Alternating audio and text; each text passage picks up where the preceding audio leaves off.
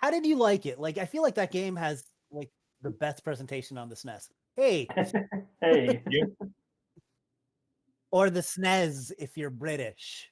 The SNES is always the NES and the SNES. That's how it's pronounced, and I won't hear anything otherwise. Hello, everybody, and welcome to this week's episode of Good Morning Source Gaming. I'm your host, Cody Nokolo, and with me we have Spazzy, Hey guys. Nintenjex, Oh, and PapaGenos. Hey everybody, happy to be here. yeah, happy to have you on. But we're going to be talking all about Smash Brothers this week. That's the big overarching theme, and I know it's what everyone here wants to listen to. So we said, George. screw it. We'll do what you want for once. Yeah, for once we'll listen to you. Appreciate. I'm always up for discussing Smash stuff, so that's perfect. Cody, I just noticed on the stream the chat box or whatever is not quite aligned. It's like cut off. Yeah, let me fix that. While he's doing that, I guess we'll start with what we're always doing, and what game has everybody been playing recently? Game singular or plural. So why don't you start, Genos? Sure, yeah. So last night, the last game I played was in fact Super Smash Brothers. I actually went over a friend's house. It's been kind of a while since doing stuff like that, but I finally are starting to kind of venture out a little bit with how the vaccines and stuff are rolling out. Mm-hmm. And so I ventured out to a friend's house, played some Smash in person with some friends. So that was pretty cool. That was the last game I played last night. It was fun to actually get some in-person rounds of Smash in for once. Other than that, I've been playing Hollow Knight, actually. I downloaded Hollow Knight. Yeah, it's a good game. I downloaded it a while ago and played it for a bit. Didn't get too far into it, but enjoyed what I played. I don't remember if something else happened and distracted me from it, but I went back to it and I've been loving it, going back to it. So that's the other game I've been spending a lot of hours in. And then Bowser's Fury. I played that and I sort of saw it as like an add-on to the Mario 3D World game, but it is not just an add-on. It is like a full-blown game. I was very happy with that. So those are the three things I've played recently. Yeah, Bowser's Fury is good. It's a bit short. I think I like 100%ed it in like 3 hours or something. But it's really enjoyable. It has this weird uncanny valley feel where it looks like it should be Odyssey, but it feels like it's 3D World, just in a different angle. I have not heard someone describe it like that, but that is a very good point. Yeah. It actually sort of like tripped me up a little bit because I was playing 3D World a bunch, and then I'm playing that, and like you get like the cat suit, and I don't know, you just like cat suit 3D World, so you just think of it like that. But yeah, it does feel like 3D World mixed with Odyssey in a really weird way. Yeah, it's really strange, but it's good. I think it's good to tie people over for whatever they do for the next Odyssey game, an Odyssey style game. But I'm also playing 3D World. I got it for my mum for her birthday like a few months back, and she wants to 100% it, and it needs my help to get a bunch of the green stars in the the final world. So that's what I've been doing the last 2 days for her. Nice. Running through, nearly got all the green stars, but then I remembered that you have to get all the gold flagpoles as well. Yes. Come on. Right. Which, if you get the cat suit, you can kind of cheat a lot of the flagpoles, but then you still have to get to the end of the level in the cat suit. So you can save one, I guess, in your inventory.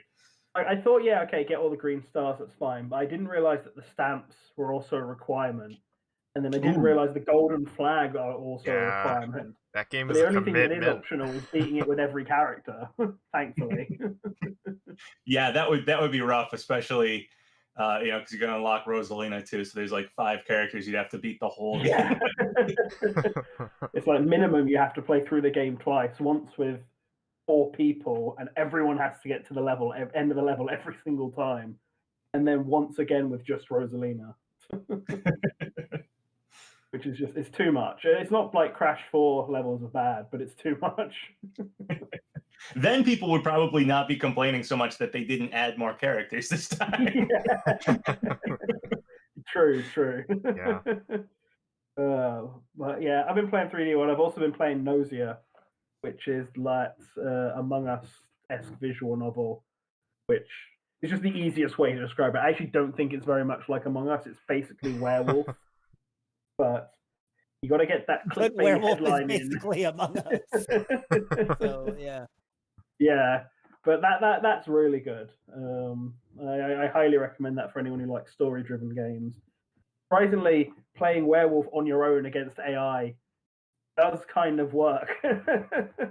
Wow. But I saw something I didn't mention in my review of it, but I saw someone else's review, and it was a very apt description of it. It's like the most frustrating game of Among Us until it suddenly isn't.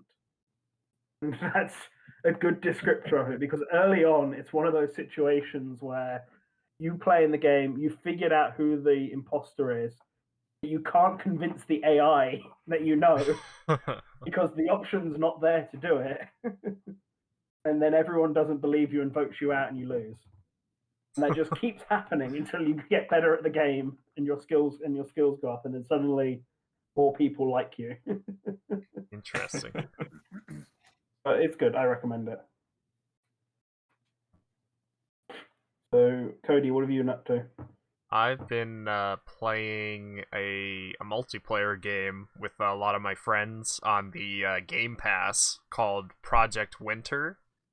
That game is it's sort of I don't want to compare another game to Among Us, but it's another kind of social deduction game where you also have to gather resources, and you have to make different things throughout the rounds to help you progress by doing different objectives. You can get guns and make weapons and things. It's a really, really good game. It has a lot of depth to it that I don't think a lot of other social deduction games have.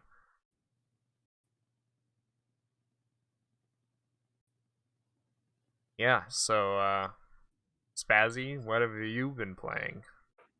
Well, since our last Good Morning Source Gaming, a very important announcement was made, and that is that .emu is making a new 16-bit inspired Ninja Turtle beat 'em up by the name of Ninja Turtles Shredder's Revenge, and it looks awesome. So, to kind of get in the mood, since I have Game Pass on my Xbox, I downloaded Double Dragon Neon, Streets of Rage 4, and Battletoads.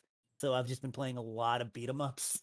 Yeah, I was gonna say you're getting Battletoads for that. Yeah, but the problem is that out of the games I just mentioned, Battletoads is by far the worst one. Just from having played it a little bit. A lot of people don't like the art style, but like just playing it a little bit, like it just seems off, man. Like a lot of the enemies seem like they take way too many hits. Double Dragon Neon is like it's an older one, and it was actually made by Way Forward. I feel like that's one that a lot of people might have missed. It's pretty good. That's probably the one I've been playing the most. I also actually downloaded a Ninja Turtles fan game too called Teenage Mutant Ninja Turtles Rescue Palooza, which is kind of like a remix of the first 3 NES games, but with everything like kind of reshaded and redone in a 16-bit style. So even though it's still using the 8-bit sprites as a base, it's got kind of like it's got that look like when they remastered 8-bit games on like a 16-bit system. Okay. So and yeah, everything's completely remixed. It's got levels from all 3 of the games. It's got enemies from like those games and beyond. It's actually a lot of fun.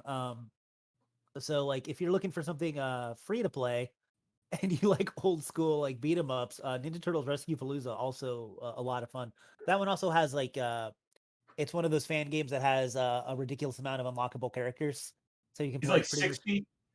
Is it the 60 character one? I've seen that. I haven't played it. Yeah, I've heard it. 60 characters? What? Yeah, like That's literally close to Smash. Yeah, like literally whenever you beat a boss, you unlock them to play as them. That's basically how the game works. That's pretty cool. Yeah, that sounds neat. Yeah. So you can like run around as like Rocksteady and Bebop and stuff. It's super fun. How Yeah, like fleshed out of their moveset, so they got like one attack. Jump. I am. The chat asked me, "Do you want to hide Battletoads looks like shit?" No, everyone needs to know that. Show.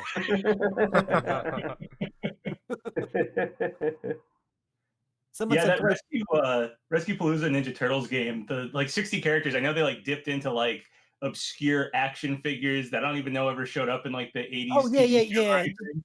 Yeah, So, yeah, for sure. Like they have like Ace Duck. Like who yeah. cares about Ace Duck? But you've got a duck with a gun, so yeah, do it. Someone out there. Yeah, and like what I thought was impressive from my time playing it is that so the overworld for that game is literally the do you guys remember the NES original Ninja Turtles, how it had this overworld section where you have to Yes, go the like very to first different one. yeah. So Yeah. they use that as like the level select. Like you have to walk around to different areas. Like there's nothing to interact with like in the original NES game. Like there's no enemies on there. But that's how you go to like the different stages of the game by That's cool. yeah, there's like a lot of nice touches like that. And even though it's mostly recreations, but they're done in different ways too, of a lot of stages that you know from the second two NES games that were the beat 'em ups. They do have sections that are in the sewers that are platformers from the original NES game too. Oh wow. Yeah, I remember that overworld was like it was annoying because there was enemies on it. Like there Yeah. was like cars that would like hit you and stuff, and it was like Yeah, the game was brutal enough without that in between the like side-scrolling sections. exactly. You're all like, yeah, I just got done with this really hard thing, and now I accidentally got run over by whatever it is. Yeah, steamroller or whatever that are just Steamroller, I think going that's what it around was. the Yeah. gear or whatever. But yeah, no, it's a super fun game, and like I said, it's free. So if you're looking for something to play to get you hyped for it, and you've already played all the like Turtles in Time and Hyperstone Heist a million times, like this is a fun little thing to like distract you for a while. Cool. Yeah, I'm a really excited about the Shredder's Revenge game. So maybe I'll So actually. good. Yeah, it looks amazing. I mean, we only saw a little bit of actual gameplay footage, but just the style of it and everything. I mean, it looks like the game I've waited for a long time. So yeah, I actually my favorite of the beat 'em up Turtles game is the third one, Manhattan Project on the NES. Yes. Yeah, a lot of people missed that one, but that's a really good one. If you played Turtles in Time and Hyperstone Heist and missed out on the third one, it's NES graphics instead of the 16-bit era stuff, but it's a good game. It's a good beat 'em up game. Yeah, and that game has so many different locations and enemies that like you like ground chuck and dirtbag that you don't see in any of the other games, except for Rescue Palooza. Like they literally like like the Key West stage is like almost exactly the same stage in there. Like it takes almost all the stages from 2 and 3 on the NES and like remixes them. Yeah, and I remember just talking about ground chuck. I remember one of the cooler things when I was a kid was playing that game, and he goes in the background and rips off like a pipe from like the background when you're about to fight him, and I thought that was like the coolest thing. Like an enemy interacting, with the background of a game was mind blowing at that time. So that was really cool. Yeah, and I remember the advertisements for Pizza Hut, and the Pizza Hut signs would fall on you. Yep. That was good product placement. Yeah. We got a super chat asking us if we had any good bowel movements lately. I guess I think I'm pretty regular, Trav. So thank you for your concern. Mm-hmm. Yep.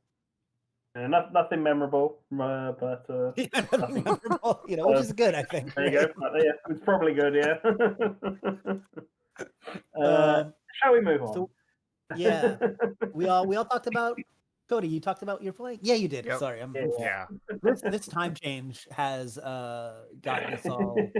You're not fully up for it. We'll wait, Kit. You still think it's an hour earlier. Yeah, it's I'm still drinking my coffee and trying to get back to normal.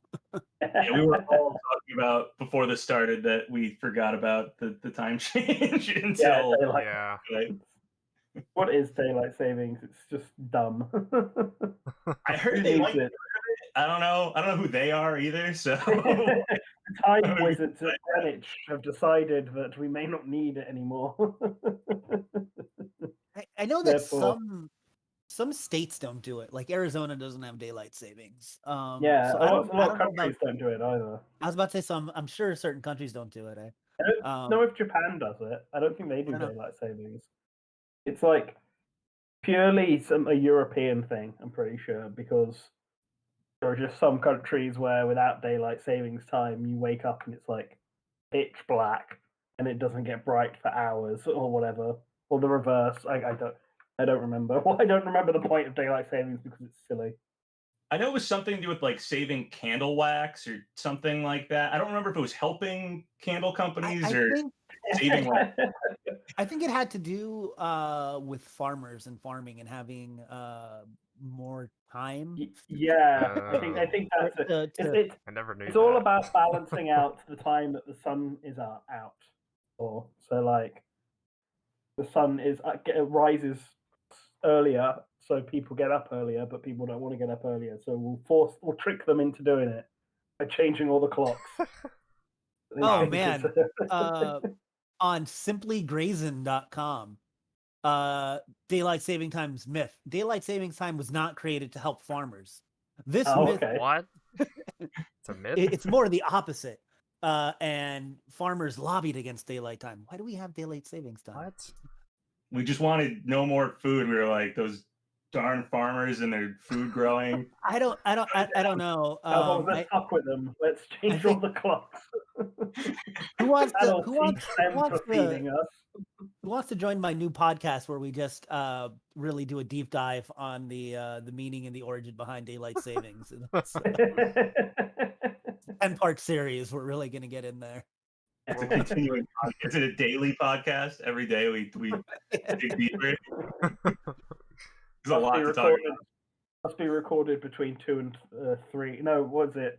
The 2 a.m. slot, the hour that disappears. We're reclaiming 2 a.m. Anyway, Wait. In 1895, George Hudson, an entomologist from New Zealand, came up with the modern concept of daylight saving time. He proposed a 2-hour time shift so he'd have more after work hours of sunshine to go bug hunting. There's some Animal Crossing bullshit. I see. It was one dude in New Zealand who was just like, I want to hunt One bugs. guy. Yeah. Yeah, No. it's dark every time I get out of work. I hate this. Can we move all the clocks back, please? And wrote a very nice letter to Greenwich, and they were like, "Yeah, I guess so. He seems like a nice bloke." That's literally what happened.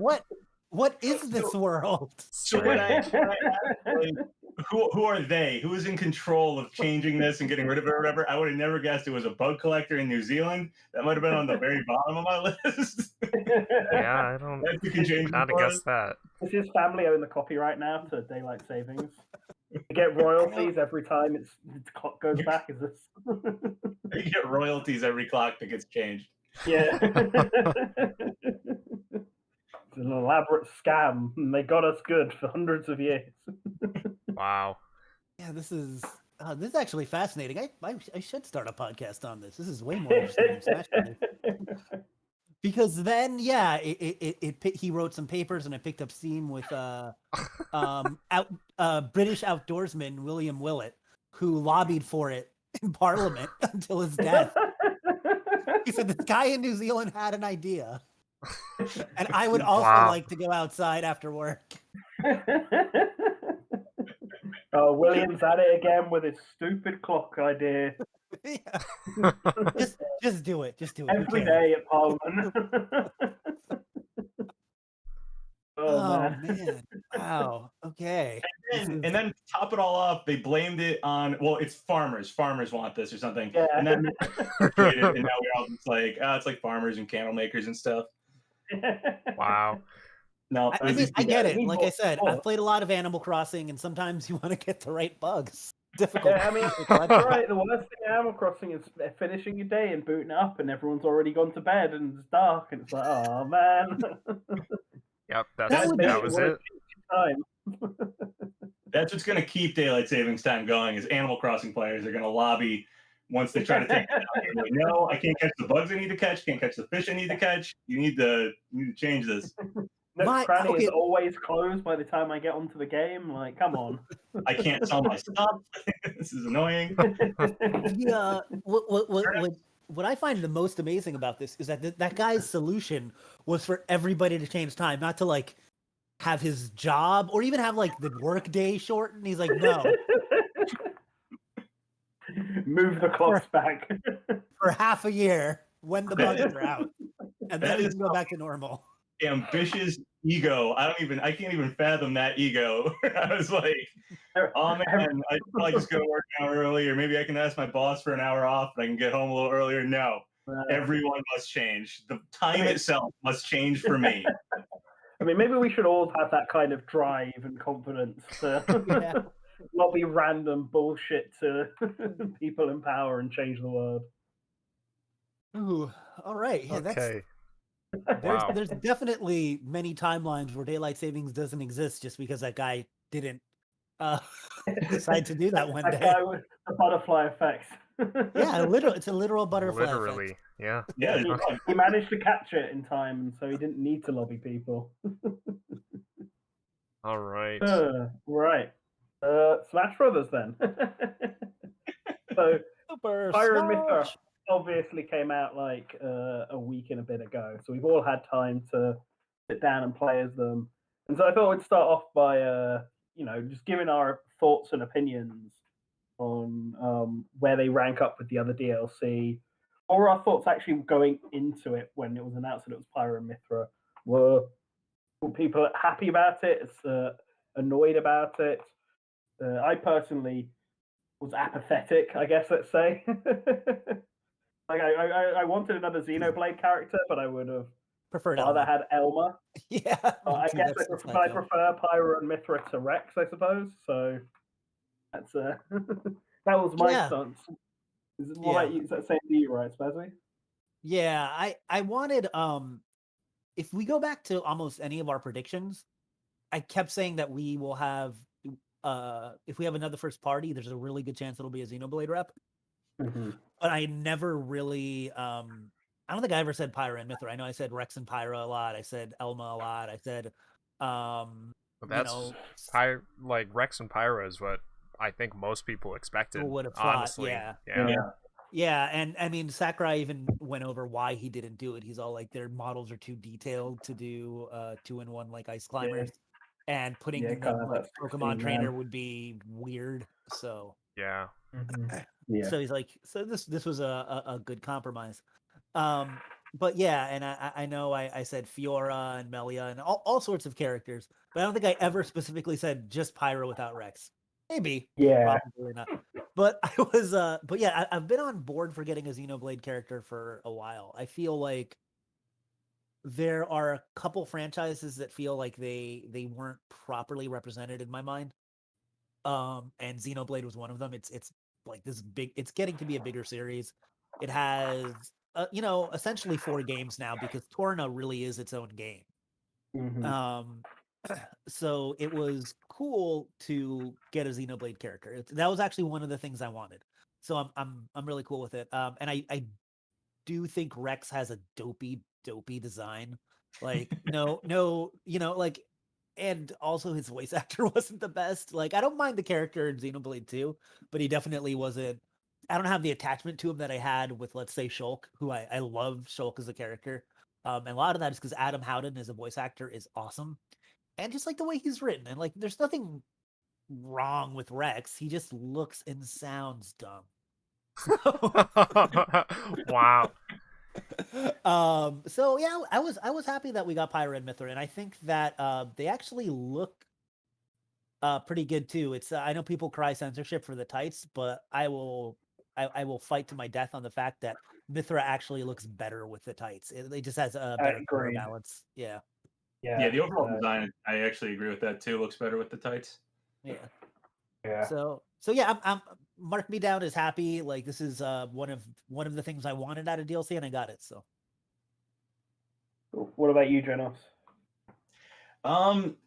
So I guess my initial like reaction to them and stuff like that, I was Very similar to what you guys were talking about. I'm kind of indifferent, I guess, on the characters. I'm not a huge Xenoblade fan, but I do like the series, and I am a Nintendo fan. I do think it's one of those series that, when I was talking like base game characters, I kept thinking we'd either get like Elma or we'd get Rex or something. Like I did think that was, in the cards. And then we got the Rex Mii costume, and it was like, okay, I guess that's all we're gonna get.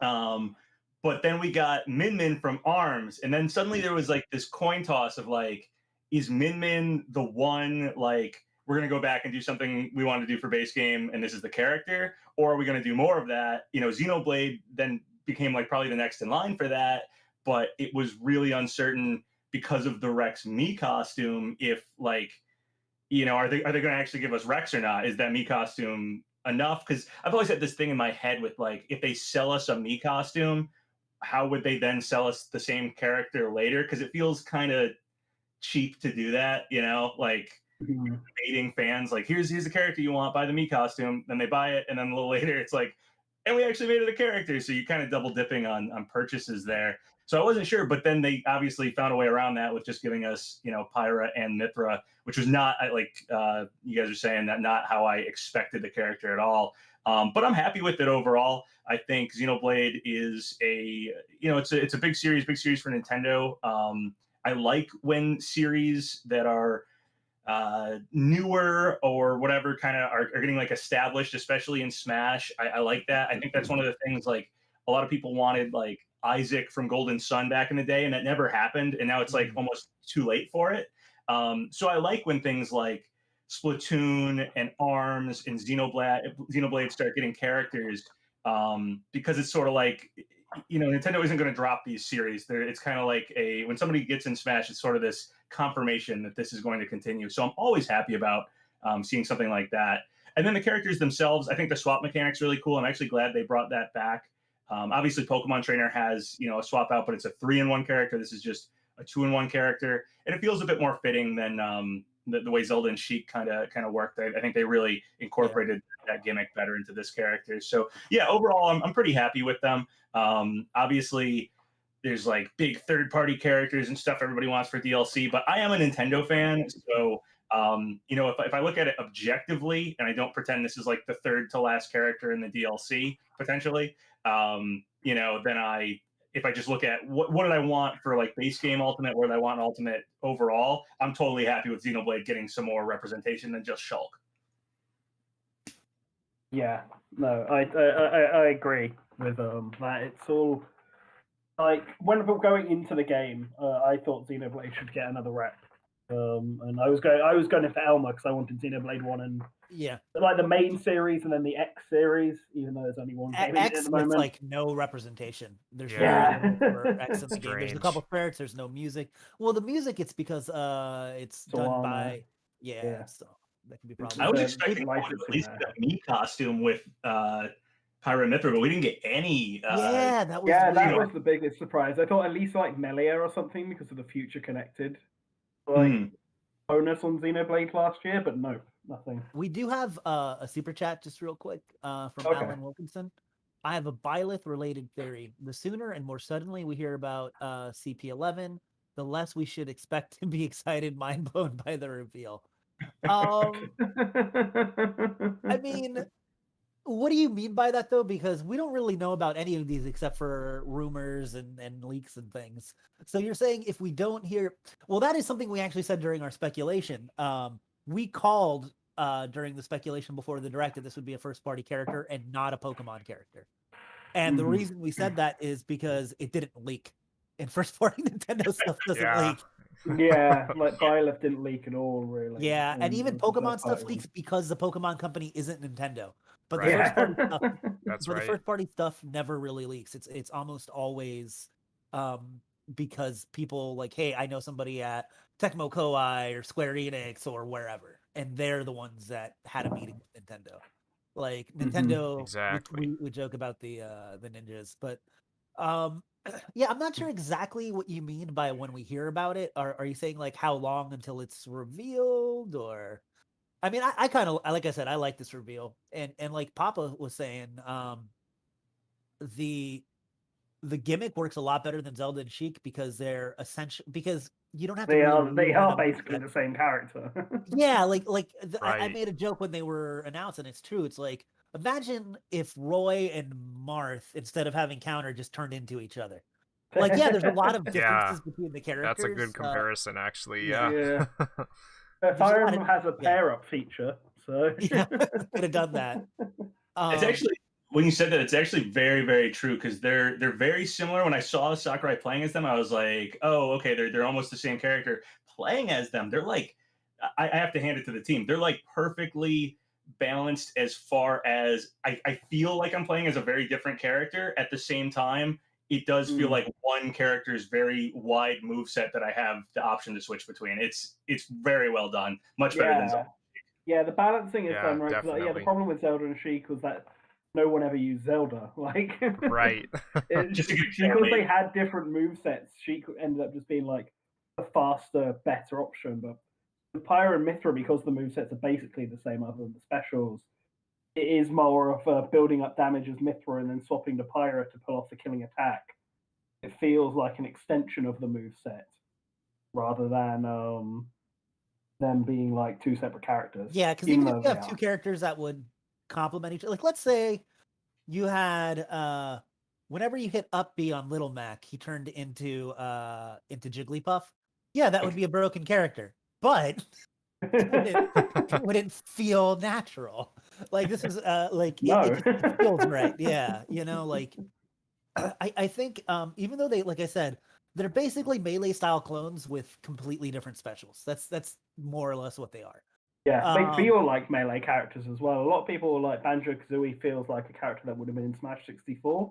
Yeah. Like his moveset, I feel like Pyra and Mythra feel like characters who would have been introduced in Melee. Especially Mythra because she's fast and a fast faller too. So she's got like kind of that feel to her. Fast falling sword character feels very like Marth Melee. So absolutely. She's fast. She's gotta have one, like she's gotta be like I don't know. She's the sixth fastest. Oh, I was literally about to say she's gotta be top 5. Yeah. I would have been wrong, but although to be honest, I prefer using just Pyra. I think I prefer stronger, harder hitting characters. But Mythra's side B is ridiculous. But you know what? I like Pyra's side B too with against certain characters, especially if they don't have the best recovery. It's really awful to use it against it is. like against Terry, that side B is really good. I was playing against my cousin's Ganondorf, and it just wasn't fair. It is a little dangerous though. My friend was playing as them for the first time last night when we were all playing together, and throughout the side special with Pyra, and didn't realize you can't recover when you can't do any of the other moves with the sword right away from you, and that was an SD. What did you think of them, by the way? We haven't. I just realized you haven't actually said your thoughts on Pyra and Mythra. Cody? Oh, sorry. I yeah. I think I basically prefer the same thing as you, Nanten, because like I really like harder hitting characters. I've always played as King DDD most of the time, and Pyra is another hard hitting character that does a lot of damage. So I always prefer to play as those kinds of characters. And Mythra's fun to build up damage, but I just really like the satisfying hits of Pyra a lot more. So yeah, I think I prefer Pyra overall. It's interesting you bring up King DDD. I managed to get Pyra and Mythra into Elite Smash, which makes them the fifth actually good character in the game. After Hero, Terry, and King DDD. I guess they count as 4th and 5th. We have certify agreed by me. The top 5 characters for Ultimate. We have another super chat. If the next Nintendo system is backwards compatible, would it be better to have a new Smash game or an update for Ultimate, even after some years? So for myself, since I read the super chat, I'll start. I think if there is a Nintendo system that is basically like a pro model, like not a brand new system, as there've been a lot of rumors for, but it's kind of a substantial update, I would love to see, and I don't think we will, but I would love to see some like maybe because it goes very much against what Sakurai does. Because Sakurai, remember, he even limited the Wii U roster because of the 3DS. He's like, it needs to be the same. I want people to have the same experience. But I would love for the Pro for them to bring back some of the things that just couldn't work, because I feel like a lot of the stages were cut because the Space Switch just can't handle a lot of stages. Yeah, like Yoshi's Woolly orbital. World. Yeah, because of the ground deformation or orbital assault. Background. Yeah. And when you're talking about 8-player Smash and about stage morph, they don't work. I'd love for that to be something that happens. As far as for the next Nintendo system, like, I don't know, it's tough. Like, I would personally like at least one more version of Everyone Is Here in Ultimate would be great, but like it would have to be a substantial update. It would have to be like at least 12 new characters in base and new modes, like several new modes and a bunch of new stages. I think like maybe the next Smash just kind of has to go back to the drawing board and start small and different. I think for me, it depends on who's directing it. I feel like it will absolutely. It would be good it would be good if Sakurai took a backseat role and was more of a sort of advisory or producer on the game, and let someone new direct it, because then it can sort of feel like a new game in itself. But Ultimate is like Sakurai Smash Brothers. This is his ultimate version of the game. That's going to be hard to top, because if you don't just port Ultimate over, whatever the new game has is going to have less content than this one by default. Yeah, so absolutely. I think it would be good to have a new director and put his own twist on it. And the next game could be a way to reinvent a lot of stuff, like rejig the way characters play, and maybe add in a new gimmick or something. I know tag team sort of style is what a lot of people just jump on, where everyone has a transformation where they can just swap to another character. Yeah. But I think I'd like to see that more so, just to get more new content in the game, and also just to see something different, like something that isn't competing with Ultimate. You still have access to Ultimate on the Switch, and if the Switch is backwards compatible, or the Switch's successor is backwards compatible with the Switch, then there's even less reason to have a port of Ultimate. Right. But yeah, I think I would prefer something new. Trim the roster down, add in 18 new characters, give us a boatload of stages, because the lack of new stages in this game, especially in the base game, there's like 4 or 5 new stages, basically, and that was it. Mario and Zelda got a stage each, Castlevania and Splatoon got one, and then I think that's it. Was that it? So you have 4 new levels. Yeah, that's it. Yeah, New Donk and yeah, it's a little weak, and I totally understand why. But I feel like people undervalue stages when I think they're just as and like fun I as said, characters. I almost feel like I would love for there to be zero reason for me to ever want to go back to Wii U. 3DS. Like 3DS at least had Smash Run. Wii U has like it has a terrible board game mode that I'm sorry if you like it, but I don't. Crazy Order, and it has a better All-Star mode. That's one thing about this game. The All-Star mode sucks in Ultimate. Yeah, I totally understand why it's like that, though. I get it, but you know what? You could, like, they're like, oh, it'd be too long. Yeah, but you could break it up in different ways. You could have more breaks for health. You could do different things. Like, even if it's long, that's fine. It's more single-player content. I don't know. Smash 4's All-Star mode was bad. I liked it. It was just, it just felt so long. I mean, Smash for Wii U's classic mode was the worst one. And its All-Star mode wasn't very good either. Oh, yeah, that's one thing I do like about this game is the classic mode is very classic's good. way better. Classic mode is great in this one. It would be nice to have the branching paths from 3DS, but I don't mind it when at least everyone's classic mode route is unique. Yeah. So that makes it enjoyable. But yeah, no, I mean, All-Star in Smash 4 was bad in my opinion. And I think it's just hard to keep it up when you have 80-something characters that you have to fight through. That's true. Yeah. What about? Oh yeah. No. Yeah. So like, as far as it's so tough for me to think about like future Smash games, like hypothetical future Smash games at this point, and I think you guys have pretty much covered all the reasons for this. Like Ultimate, like you can't top Ultimate in a lot of ways, in a lot of the core ways of what Smash is, characters, stages. It has all that just perfectly, and it's always going to be less next time. It's definitely going to be less in that regard. So I do feel like either you port it and you just continue on with more characters, more stages, whatever. Or you have to take like a hard left and we just got to do something totally different, which like you guys were saying, whether or not Sakurai actually is the director of the next one or it's somebody else or something is really tough to say, like what I'd like to see the series if it's going to have to change completely. I think kind of covered some stuff with like the different modes and stuff they could potentially add back in or go back to or try something else.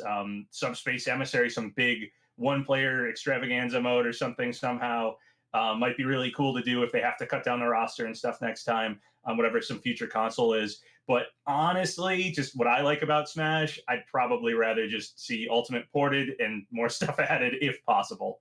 So that's my hope for the future of Smash. But it's such a hard hypothetical thing to even think about. I can't really comprehend where Smash is going to go from here, which I don't even know if Sakurai can comprehend where Smash is going to go from here, because he's said it many times, like he doesn't know what he could do after this. So. He's been stuck doing Smash for a decade now. Yeah, that's why I kind of, I'm sure we'll talk about it. I think that's kind of why I'm like, man, I don't know, Fighter Pass 3 would be nice, because I feel like the next Smash, I don't know, it's tough because I'd like to see this game get bigger and more Ultimate ear. But at the same time, like I don't know, I want something fresh for the next Smash, because this one also mechanically, although it's better and definitely different from Smash 4, it's still similar enough, and I feel like we've been playing a similar game for a long time. Yeah, that's very true. I just don't even know at this point. Like we basically had that similar mechanic for Smash 4, similar gameplay mechanics in this one, and I don't know how you would even shake away from that and start from scratch, do something else. I feel like you have to go so different at this point. It might even not necessarily be Smash. I've thrown out the idea of like maybe it'll be like a Super Smash Brothers racing game next time or something. It's not even Smash really, but it's like the same concept. I don't even know. I don't know what it could possibly look like if they change things. Project Cross Zone, but it's Smash Brothers. Tactical RPG. Nintendo I would love. That's the other thing too. Is I feel like if Nintendo had more just overall crossover stuff, and it's a rough line, right? Like I don't necessarily want Mario Kart to become Nintendo Kart, because it gives an opportunity to see a lot of like weird and smaller stuff from Mario, like Wiggler. If you're not gonna have Wiggler playable if you have Smash characters. Like it's similar to when they brought in the third-party characters to Smash. You're not going to have as many Nintendo characters. Like we definitely have Dixie Kong at this point if we never got Snake and Sonic. But you take Mario Kart, you turn it into Smash Kart, you're not going to get all those Mario characters. You're going to get Nintendo characters. Exactly. That's the thing with like a Smash Warriors type game. It's always going to be the main characters in any sort of crossover. Yeah. A lot of the smaller characters that you would normally find in a Mario Kart or a Warriors game or something won't get the chance. Yeah, like Fire Emblem Warriors or something. Like, like we joke about all the Fire Emblem characters in Smash, but it's still just all of the lords, basically the main characters. The lords and Robin. Yeah. That's kind of what I guess I'm getting at with the, what is the future of Smash if you change it so much? Because like we have like this, what Ultimate is, and I don't know if I want to use the word perfected what Smash is, but there it is. And you go forward and like, you could start from scratch and just build Smash again, but you risk it might not be as good, or it probably won't be because you're going to have less characters and stuff. So the other option is you take a hard turn, you do something totally different, but then that turns into Smash Kart or Smash Warriors. You're like, I don't know where that middle ground of it being different enough and still Smash and somehow being worth doing a sequel to Ultimate. It's so hard to even comprehend what that would be. This is why I think gave us another super chat. Just want to really quick say Smash Ultimate DX, everything is here. Everything. Which I guess would include Subspace, which seems like a lot. Anyway, sorry to interrupt you, Jax. Go on. If we're doing super chat, there's another one as well. Ooh, go. You do this one. Insert username here 51. I'd like to have character from different genres: rhythm games, point and click, FPS, puzzle, horror, RTS. Who do you think could fit these? I mean, that's a lot. Rhythm Havoc, We've already got RTS. It's Olimar. True, yeah. Okay? And we've already got Mario's horror. RTS. It's Luigi. So I think let's Dr. Mario's puzzle. We're Metroid Fusion. There we go. They're all there already. Let's go back to this. We'll come back to that because that's like a lot, and we can treat that as like a question later. But let's finish what we're talking about now, and then we'll definitely come back to that because I have answers for all of those. Yeah, no, same. Yeah, so to the point I was saying, this is what I mean by, I think in the next Smash game, they should rework like a bunch of the characters. So I think Smash Brothers, its whole core mechanic of being a 2D platform fighter with a percentage instead of health is like already perfect in and of itself. And this is why copycat games of the same genre never usually live up, like PlayStation All Stars and the Jump Ultimate Star game. Because while they're good in their own ways, well, PlayStation's questionable, but jumping ones and the One Piece ones are good. They are trying not to be Smash while still being Smash, and they never feel as fun or as polished. And so I don't think they should change up the core mechanic of Smash in the next one, because it's just always not. I don't see any way that they can make it better. What they can do to make it feel different is going back to the drawing board with a lot of the characters and reworking them. Like a lot of those classic characters, like Samus is the good example. There are ways that I think you can change Samus where she'll basically feel like a different character while still feeling like Samus. Give her make the charge beam and stuff like her standard attack like Mega Man's is, and then move the missiles to the sides to the regular special. Have it when she does down B, she actually turns into the morph ball, and you can actually roll around as the morph ball and drop bombs like that way, kind of like a stance change rather than just temporarily dropping bombs, and then do something else with the side. I don't know. I'm not coming up with a moveset now.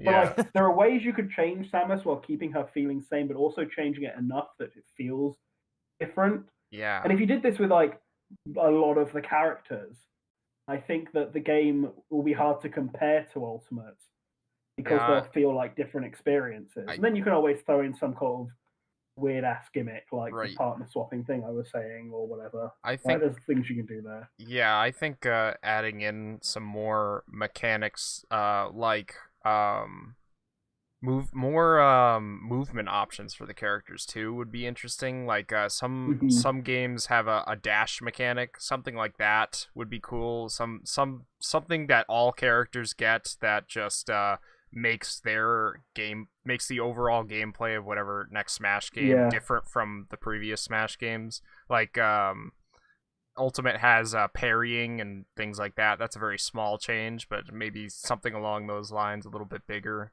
to make the gameplay different, but adding another layer to it. A wave dash button. I mean, people like that kind of stuff. Who knows? Yeah, could change up how assist trophies work and make them more like the Marvel vs. Capcom character summon things, where you press like a button, like the RL button, and you summon an assist trophy for one like attack that's either attack or defense focused. Right. I think more movement options would be. Yeah. Sorry, Gino. Go on. Oh no, it's all good. I think that's definitely like probably the only way you can really keep Smash what it is, but also make it different, is rework like all the fighters so they don't resemble, even the original Mario, Donkey Kong, Link. They don't resemble themselves from Smash 64. You change like movement options or something, and you really change like the core mechanics of it. But I think doing that, like, it risks going back to the drawing board, taking away everything and starting from scratch. I mean, I have faith that they do a good job with it, but it does risk one of the characters being really broken because they've totally reworked them and they're trying something different. It risks, kind of off balancing things, or like Brawl where you had like tripping or something. Like there might be some mechanic that it just doesn't work now because we started so much over that. We kind of screwed something up. Whereas I feel like Ultimate it's slowly built up to Ultimate kind of perfecting a pretty balanced game like that. But again, I don't know what else they do besides just add more to Ultimate or start. That's why I don't even know what the next one's going to be like. I can't imagine what the right option to do is. That's the problem with just trying to stick it. Like, if the next one just played like Ultimate, but they decided, not to have everyone is here and make it more like a new game, you will get more people complaining that this is just a worse version of Ultimate because it'll Right. be an Ultimate with less content. Even if some of that content is new, there are always going to be characters cut. So people will be complaining, "Oh, my favorite character was cut," blah blah blah, for seemingly no reason. Like when all these characters could be here, everyone would rather have just Ultimate Plus, where everything is here again, with like 5 new characters or whatever, as opposed to a full new Smash game. And Smash will just be stuck in that cycle forever until someone's willing to take the risk and break it. I've always, and I'm not saying this would happen because I don't think it would, but it comes down to like, yay, we're getting Dixie Kong, but they have to cut King K. Rool this time. Like, what's the point? It's like, how do I then justify like which game do I like better, or it's why I really think the only real option is porting Ultimate and just adding more stuff. As far as making people happy, the other option is tear it all down, start from scratch, just say it's nothing like Ultimate, it's totally different, and here it is. But that is a huge coin flip risk. It is a huge risk. And I feel like if you do that, that's true. You would have to make it more complicated. Like I said, you could add dash could be an actual button, so you could kind of replicate wave dash and do mid-air dashing. You could add a completely different button for another type of attack, like PlayStation All-Stars did. But then like the whole point of Smash is that it's like such a simple pick up and play game that it's exactly especially with Sakurai at the helm. I can't see us doing that. Do we want to tear it all down and start the mechanics over like that? It's like then it isn't Smash anymore. Like then it's something. It's a different fighting game. Yeah, which would still be cool, but it's different.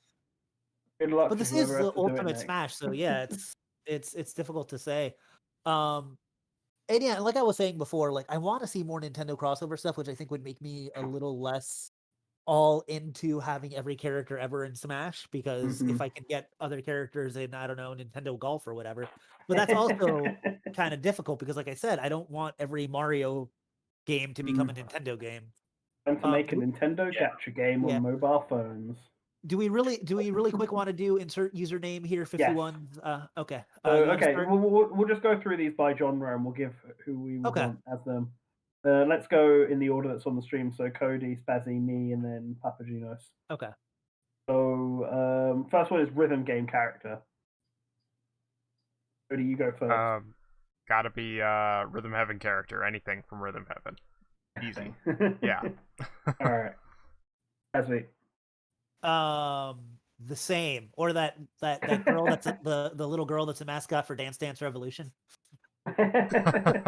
Actually, you know what's funny? One of those things that's not gonna happen, but like just one of those things that'd be all like, if there was literally no no restrictions and no rules, Parappa the Rapper, because I just love Parappa. Parappa the Rapper would be great. Jammer character. Ooh, yeah. Oh, yeah. Yep. I'm gonna go for Don Chan from Psycho Drum Master. Oh, that's a really good one. That's a good one too. Yeah. PapaGenos? Realistically, I have a friend who really likes Guitarumon, if you know that game. Guitarumon. But I think realistically, it'd be a Rhythm Heaven rep. That feels like something we kind of almost got, and I've ever since it's like I kind of want to see what that would look like. So I know Karate Joe, I think, is probably the best choice from that. He seems like the best fighter. Yeah, that would make sense. Yeah, and it's a cool series. It's a cool kind of underappreciated series, so it'd be nice to get Smash to shine the limelight on it. Yeah, true. I agree. All right, let's do it in reverse. So you can go first this time, PapaGenos. So point and click adventure. Point and click adventure. Someone from Maniac Mansion. Bernard? Bernard from Maniac Mansion? Okay. Sure, go point and click adventure could be so varied. I'm assuming we're not including detective games or puzzle games. Like, does Professor Layton count as a point and click game? Because I mean, probably not. You can say it. Yeah, I'm gonna say Professor Layton. That'd probably count for puzzle too. I'll do something different for puzzle.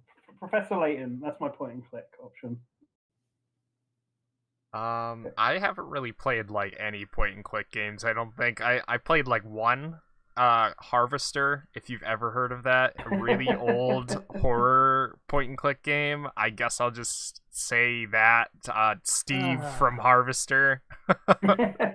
You guys are Anybody hopeless. knows what I'm talking about? The answer is Guybrush Threepwood. Yeah, I knew you were gonna say that. From Monkey Island. Something different.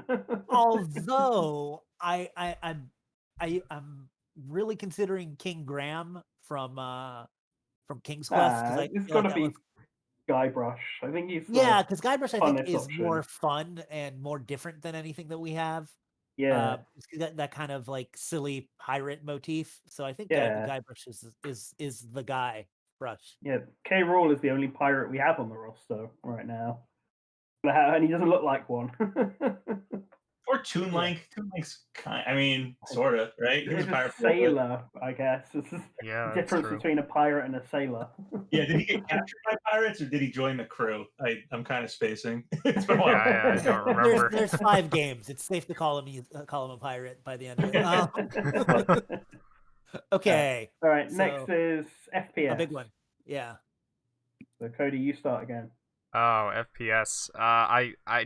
I'm biased in this answer. Heavy from Team Fortress 2. Love that. That would be fun. Love Team Fortress 2. I'm gonna say Doom Guy, man. I know it's kind of like one of the main answers people will give you, but it's just such a classic series. I don't know. I feel like it might be a little bit too brutal for Smash. It's not just that it's M-rated. It's the brutality is kind of part of the game, but you can dial that back.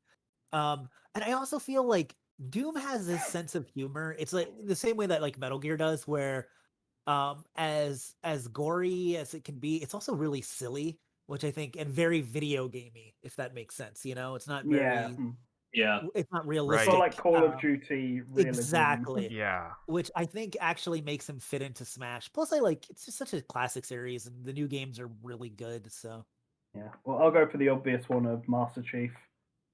Like, come on, him and Doom Guy are the two big shooting characters, and Master Chief is an entire company mascot, basically. So I feel like he should be there, like along with Crash and Smash in some form. So that's who I'm going for. Papa? Well, you guys already named the two that I'm like torn between. Doom Guy and Master Chief. I probably give the edge to Doom Guy just for being really classic, and I tend to lean towards more retro stuff.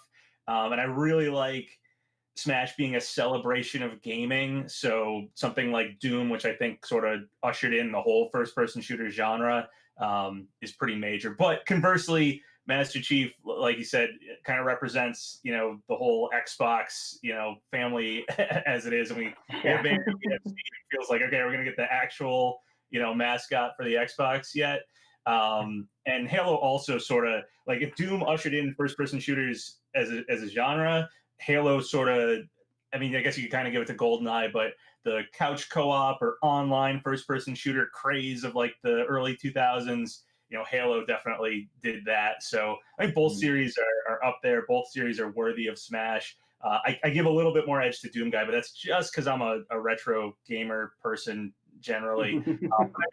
I'd be equally happy with either of them making it into Smash. Mm-hmm. Yeah, not a single vote for Tracer. Someone in the chat mentioned Tracer, so it's there we go. I never really got into Overwatch. I have friends who did. Yeah, no, I didn't. Yeah, I played it for a bit because I liked TF2, but I think TF2 is. I like playing TF2 more, so I just went back to that. Yeah, it's a big fan base in Smash. That really biased big Smash poll that the right. Heavy for Smash I don't think that has like 4 TF2 characters. I really don't think any TF2 character is likely at all. Like, I don't really think it should get in over Doom Guy or Master Chief. Honestly, they should be first. It's all right because Blizzard is gonna get some props in the next category from me, anyways. So. All right, well, puzzle, Papa. Not the next one, I guess. Oh, puzzle game? whenever RTS is, that's when I'm Yeah. going to talk about Blizzard. Okay. Puzzle So, yeah, game rap. puzzle. I talk about Arl a lot, but I actually like Panel de Pawn more than Puyo Puyo. Wow. So I'd probably go with Lip actually, because like I played a ton of Tetris Attack back on the Super NES Mhm. and Pokemon Puzzle League. I really liked on N64. Before finding out that those were actually Panel de Pawn. So I guess I'd go with Lip. Though it's weird because I don't have that much of an attachment to the character herself because the games I played were different, but I do like the blocks. So if she had blocks in her attack, I remember that. I Just like get that. that game and series in there. Yeah. Yeah. Well, yeah, I was going to go for either Arl or Lip, so I'll go for the opposite one to you, and I'll say Arl because I still want to be vindicated on this. I said that she had a really high chance, and everyone laughed at me. Yet now suddenly she's like one of the big ones that people are pushing for on the third party side.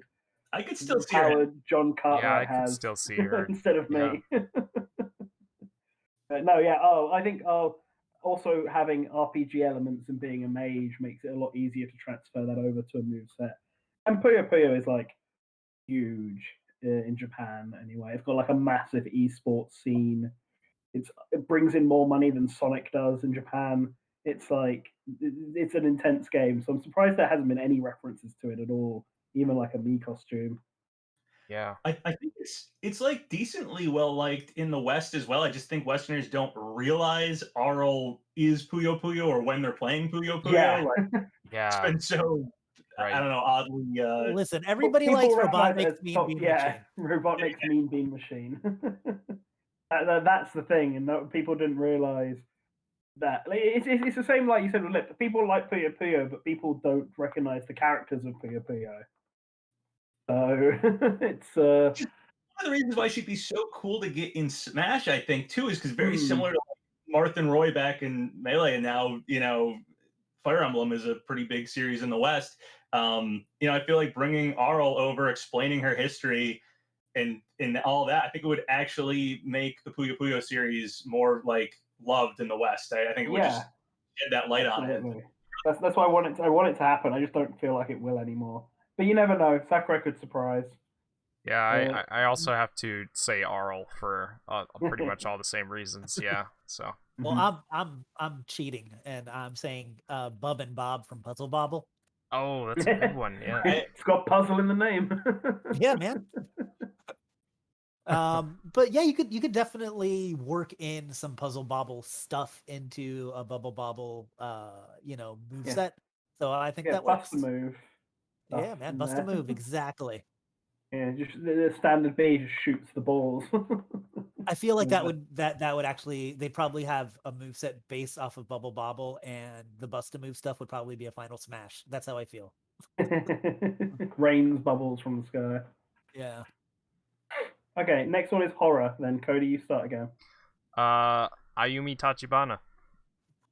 Does that count as a horror game? Yeah, I man. mean, yeah, it is. It's a horror story. Yeah. I mean, I guess. Yeah, that's I what I'll would say. count that more as a detective story. Yeah, it's detective, but I mean, it's a horror detective game. Well, I'll All say right, that. fair enough. I'll give you that. I haven't played them. Are they point and click? Is this also a point and click character? That's what I was unsure about. It's like, is Phoenix It's not- Wright Ace Attorney? Is that a point and click game, or is that? Yeah, it's tough to say. Where do we strap the I don't know line where the between line visual is drawn. novel, detective, point and click? Like, it's such a varied thing. And apparently horror for this particular series. Yeah, right. So, all right, Spazzy, you're up. For horror, Pyramid Head, man. Come on. I'm a big Konami stan. I like all their old IP. Silent Hill is awesome. I like when we get characters that are just kind of pure villains, Yeah. And I feel like for a horror game, you could have a character that's like a protagonist from any, and I'm not even going to name games because some other people might bring them up, but that doesn't really like the draw. It's kind of like Monster Hunter with the monsters. The draw is the horror elements or the monsters, and Pyramid Head is like probably the most recognizable single enemy because you have something like, I'll just say it, like Resident Evil, where you have a couple different, you got Mr. X and you got Nemesis and this or that, but like Pyramid Head is always there. You know what I mean? Yeah, I mean, with that same logic, my choice was going to be Nemesis. Well, there you Resident go. Right. Evil, Makes for sense. that exact same reason. Like, he's the closest we'll get to like the actual zombie T-virus infected character. Right. That's actually like recognizable enough and important enough. Because there are plenty of villains, and you could argue Wesker, but he's also Wesker, like yeah. more human-esque. But I think everyone sort of knows Nemesis, even if it was just because of that movie that had him as the main villain. And a very like, recognizable design too. So. Yeah. So Nemesis is my choice for this.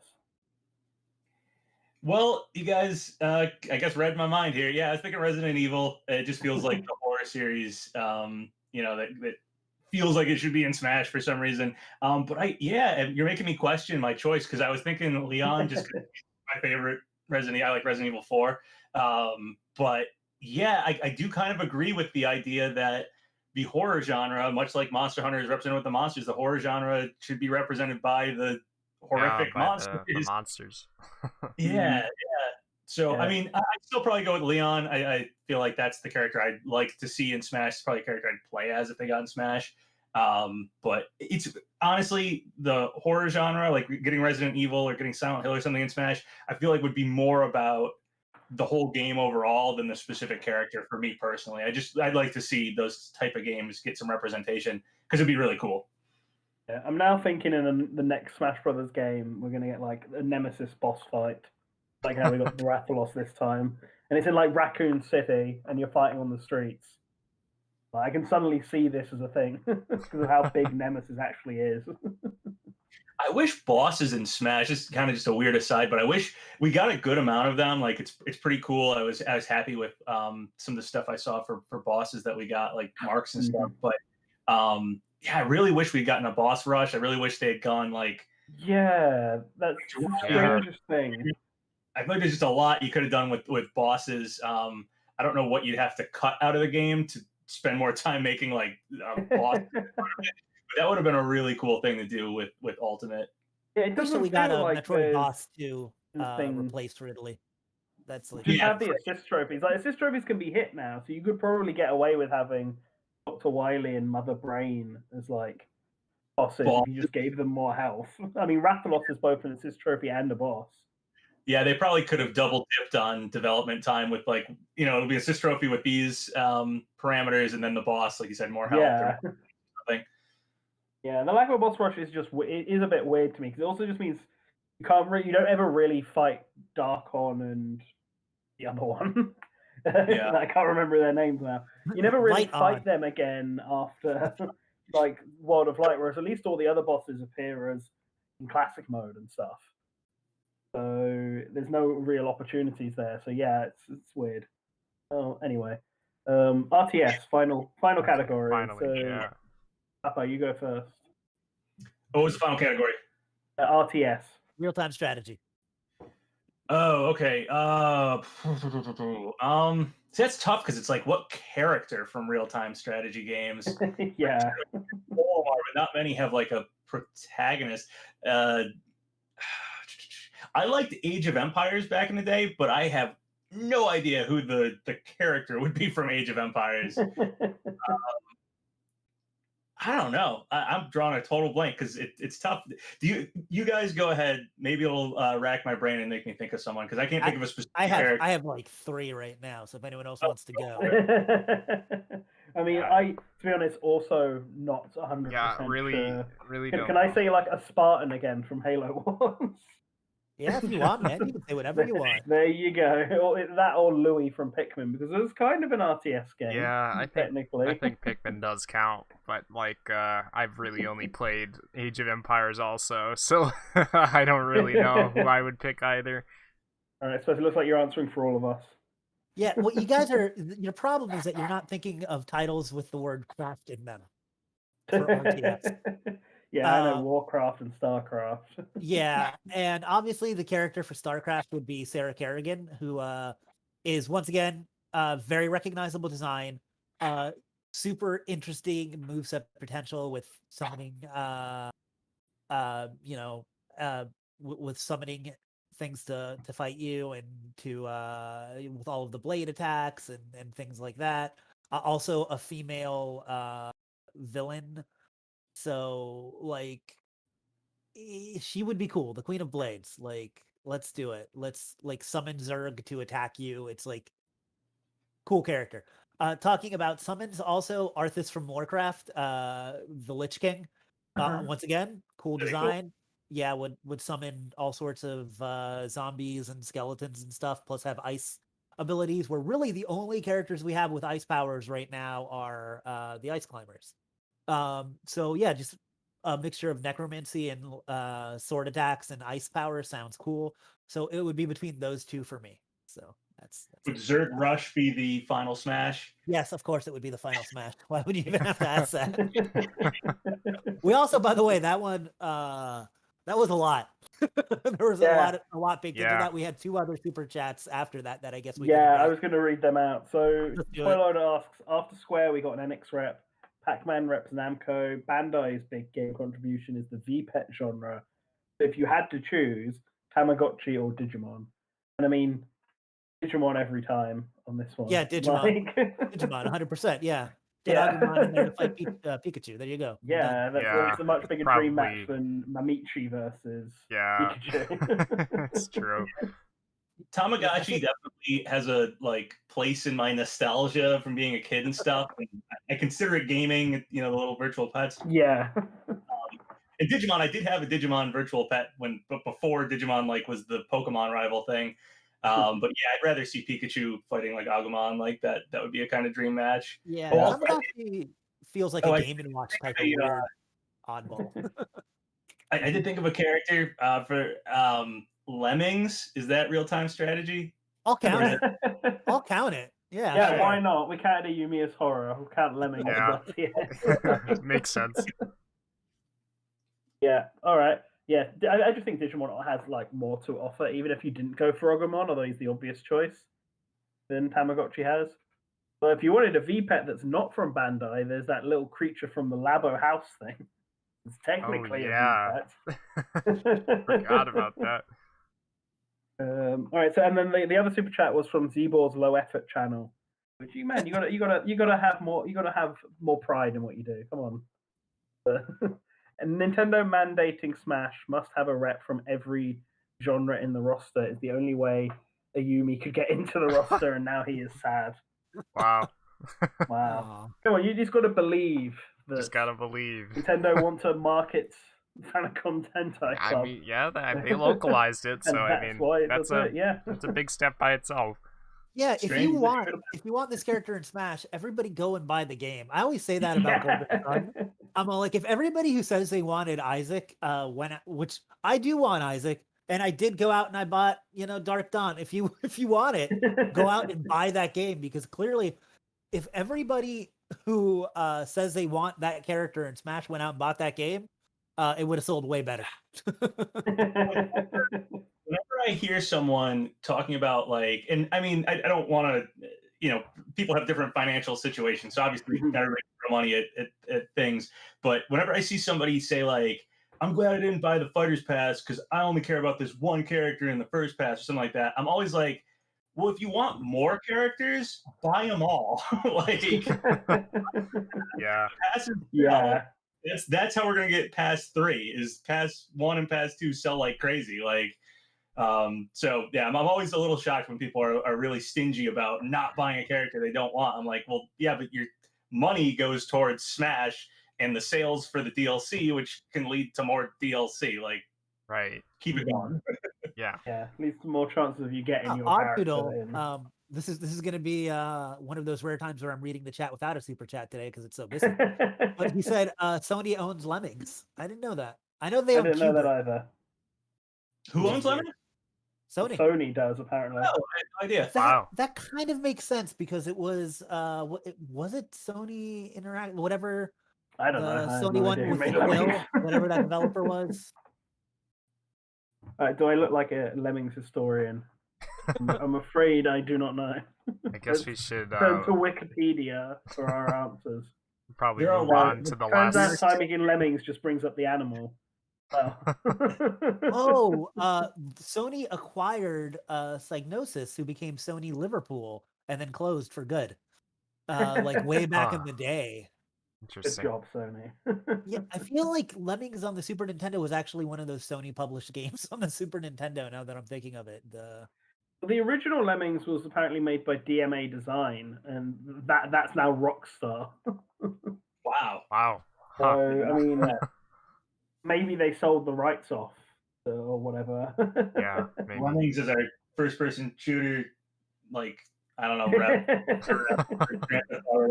Who is our open world rep, and you can't be Open like...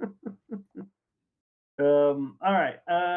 Back onto the schedule, anyway, I suppose. We've been talking about a bunch of characters, but let's actually talk about the characters we think are likely.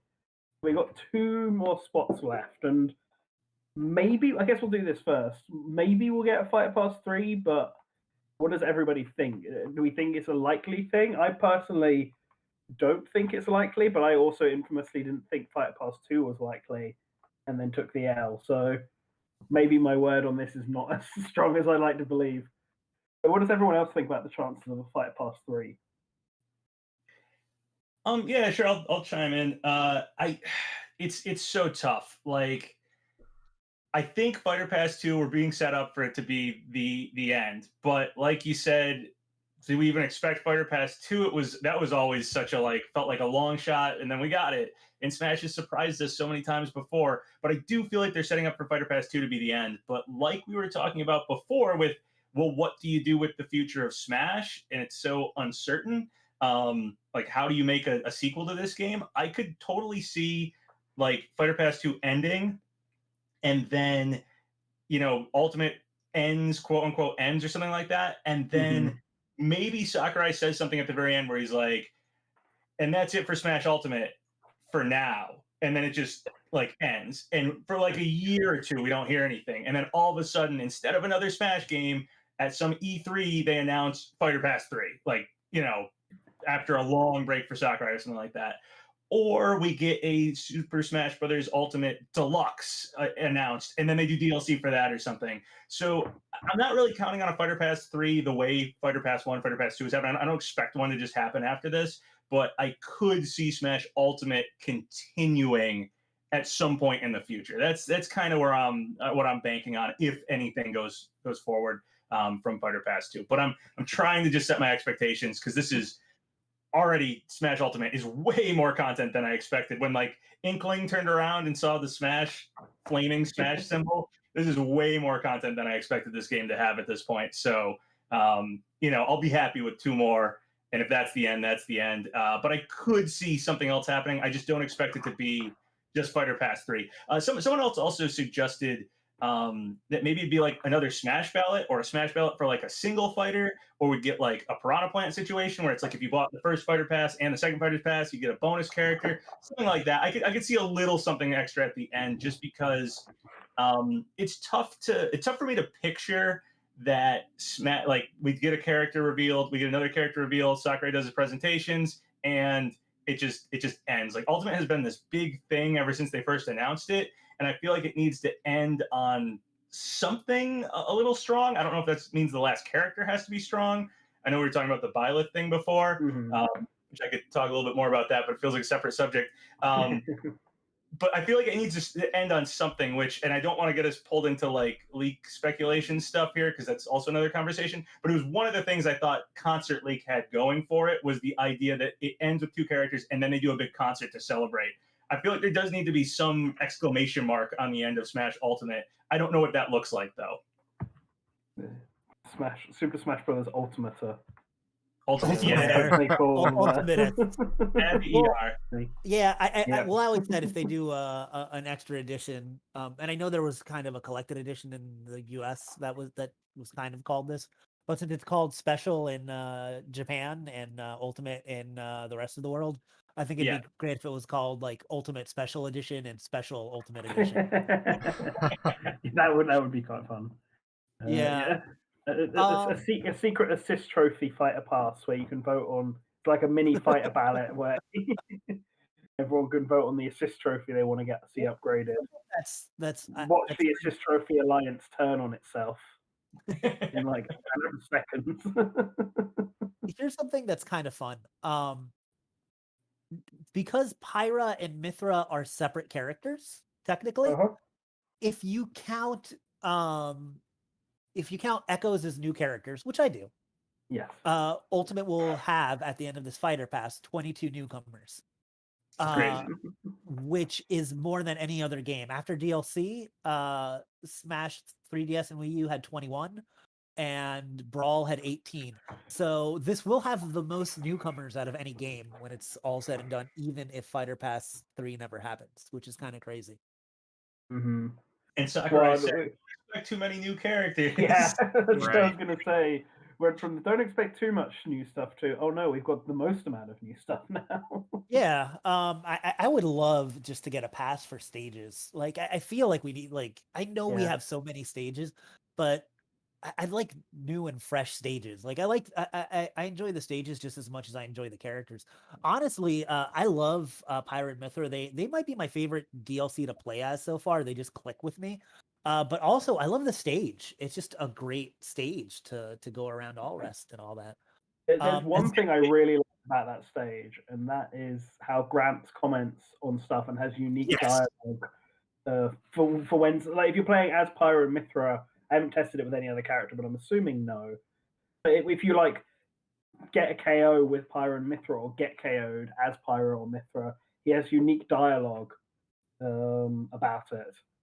And I just thought that sort of level of interactivity was really cool. And it's not something I expect with every character. But it'd be nice if at least Shulk also had that. I should probably test that out and see. Yeah. Yeah, I'm not sure if what unique dialogue Gramps has, but I have heard him talking during matches, which is really cool. I do appreciate that. We did get Small Battlefield added randomly as like so we could get stages. Like, I don't know if a stage pass or if it's just Battlefield. It could totally happen. Biggest Battlefield. It's just the size of like Great Cave Offensive. Lots and lots and lots of platforms just everywhere. Offensive Battlefield. That would be offensive. Yes, it would. I mean, I would be fine with them just adding in Planet Zebes and Mushroom Kingdom Melee back in, because I feel like both of those are perfectly viable options that would work, and the only reason they weren't added in was because there was already Mushroom Kingdom 64 and Brinstar in the game. Yeah. And they just clashed too much, but they had different layouts, and especially in Planet Zib's case, I don't think it really clashes with Brinstar at all. It's just that both of them have lava. Yeah. Norfair already has, so what does it matter? I don't think there's going to be a Fighter Pass 3, and I was actually pretty confident there would be a Fighter Pass 2. So I think that's where I'm different than you, is that I thought there would be a 2, but I don't think there's a 3. And the reason for that is the way in the Pyra and Mythra presentation that Sakurai straight up said, I'm only going to be able to do this 2 more times. So look forward to it. And then he reiterated that on Twitter. He says, we have 2 more times that I'm going to be able to show you characters. Like it sounds very final the way that he's talking about it. I personally would like when I know I like everyone else, Sakurai deserves a break, but if he wants to do it, I'm not going to tell him not to do it. You know, he's a grown man. He's a gay grown man who can decide his own. He wants a break. Not only that, he said before that DLC is a lot easier on him, so I don't think this has been a super stressful thing. But more than that, I would actually like to see him move on to different non-Smash related projects. But at the same time, like I feel like, and it's funny because we already said this is the Ultimate game. We've gotten so much content already. Like I said, it'll be more newcomers, but I feel like it just needs a little bit more to really feel Ultimate. Especially like there's a couple of different, like just another pass of like 4 or 5 characters, especially if we get like 1 or 2 like first parties that, you know, that have been long time requests. Like I could feel like really would make it feel better to close out that way. But obviously I'm super fine with just these next 2 characters. It does feel so close to being complete. And it's like, it's weird because I remember base game Smash Ultimate. I'll go back even further. When Smash 4 was doing the ballot, I was like, okay, if we get like like Wolf and like I don't know if Ice Climbers can come back. If we get like a couple more of the like returning characters, and then we get like some big fan requested character like K. Rool or Ridley, or Inkling, something new. If we just get like a handful of characters, like Smash 4 is complete. This is perfect. And then right off the bat with Smash Ultimate, we got basically that. We got all the old characters back. We got Ridley, Inkling, and it was just like, okay, like this is it. Like this game feels complete. And it had this completeness to it that like I felt back when Smash 4 was what I was looking at and thinking about how do we complete Smash 4? And now we've gone beyond that, and now it's like, how do we complete Smash itself? That celebration of gaming thing, and it's like it's just a few more characters. It feels like I don't want to name too many names, but like first person shooter rep feels like one of those.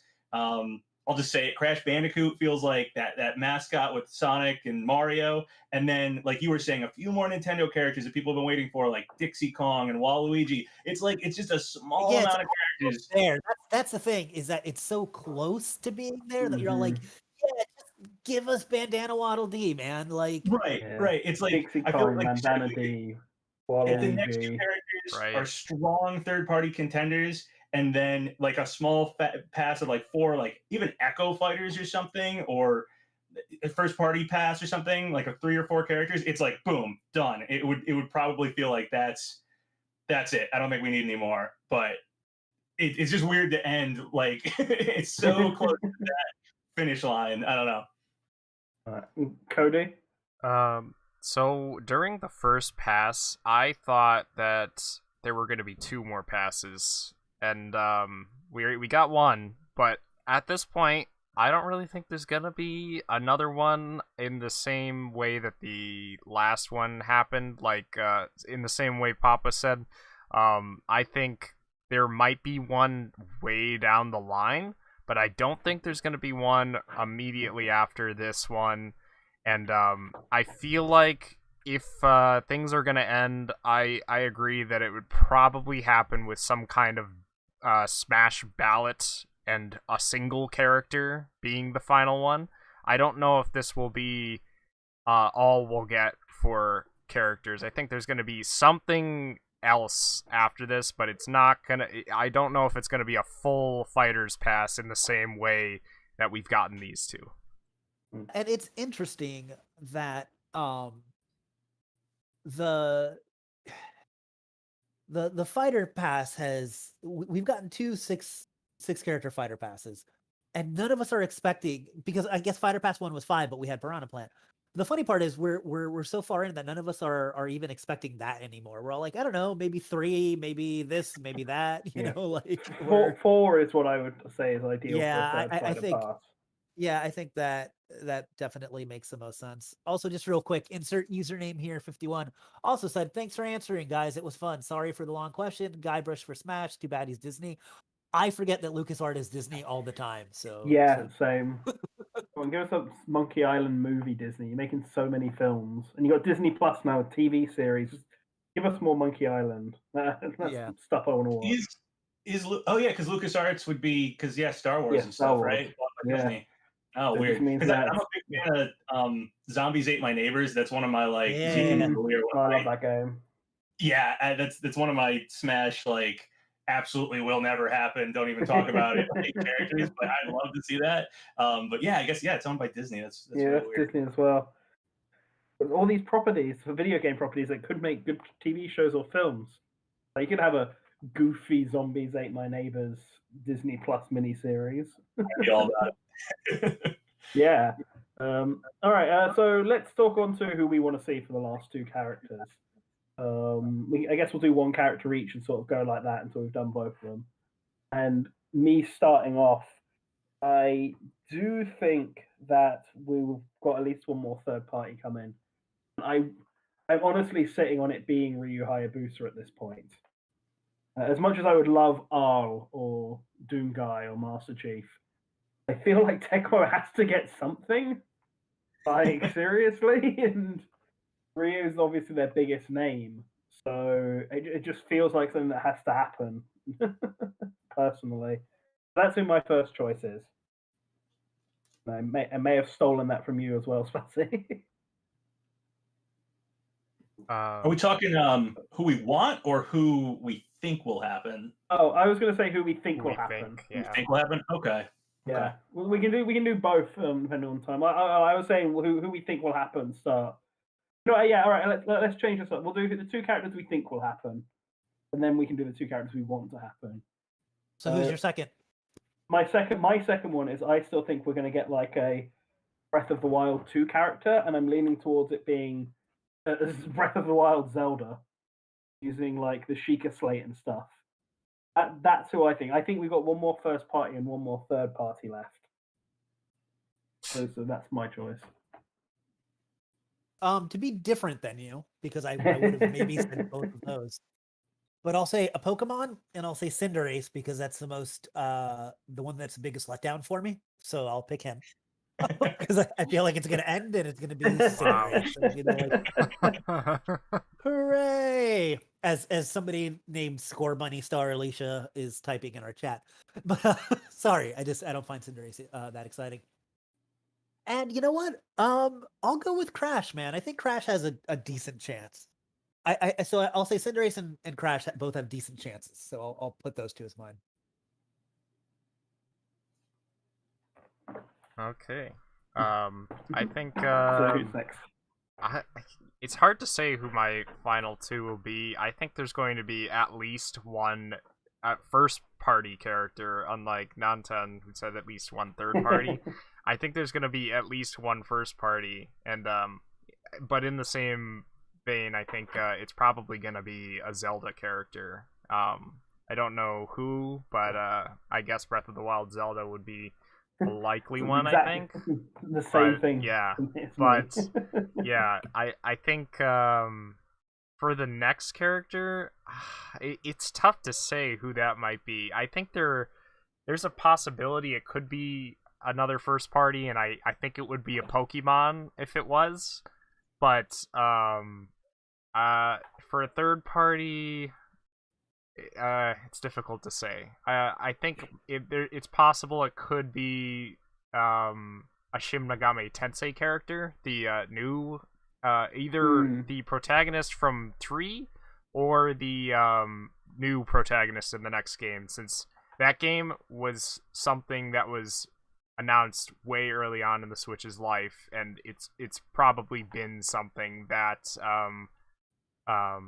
Atlas has been working with Nintendo for, if I had to guess. They definitely have. So Yeah. I feel like that's the only reason it's getting a simultaneous worldwide release. Yeah. It's because Nintendo's involved. Absolutely. I think that has a decent chance because of that. Also because we got no Shin Megami Tensei content with Joker. And that's true. Yeah. And in a way, yeah, ending the pass with another Atlas character with a Shin Megami Tensei character would actually be really funny to start with the Persona character and end with a Shin Megami Tensei character. That would be kind of interesting, actually. So yeah, I'll say Zelda and a Shin Megami Tensei character. I'm not sure who. Perfectly balanced. It is really weird that like Jack Frost didn't show up with Joker just because it's like their mascot, like even just a spirit or something. Yeah, a spirit or a me hat, like it felt super obvious. So strange. Get it, which is odd. Really strange. Maybe you're onto something there. Yeah, that's actually a really good poll, I think. You, Papa?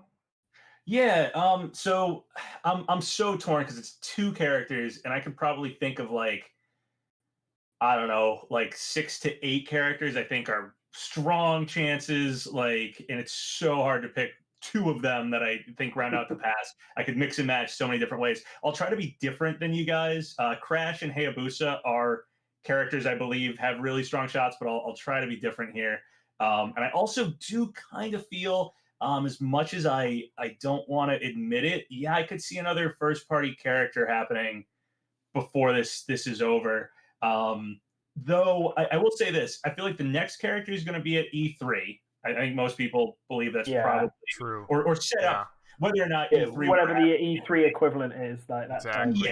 Yeah, exactly. Like whatever. I think the next character, when they laid out the pass, was probably supposed to be this year's E3. Whatever that happens, just with the way things are. So I think it's going to be a big third party character next. And then the final character, again, I do kind of agree. I could see it being one third party and one first party. But conversely, that first question we were asked about Byleth and the pass ending, I don't want to. I'll just say it, disappointingly or something. Yeah. To a lot of people, I'm sure people. Yeah, some people of will like For a it, lot but of people, Yeah. a lesser expectation character, whatever you want to call it. And a lot of people always talk about how Smash ends kind of disappointingly, or it doesn't end on the highest note. Although I won't use the word disappointment, it doesn't end on the highest note.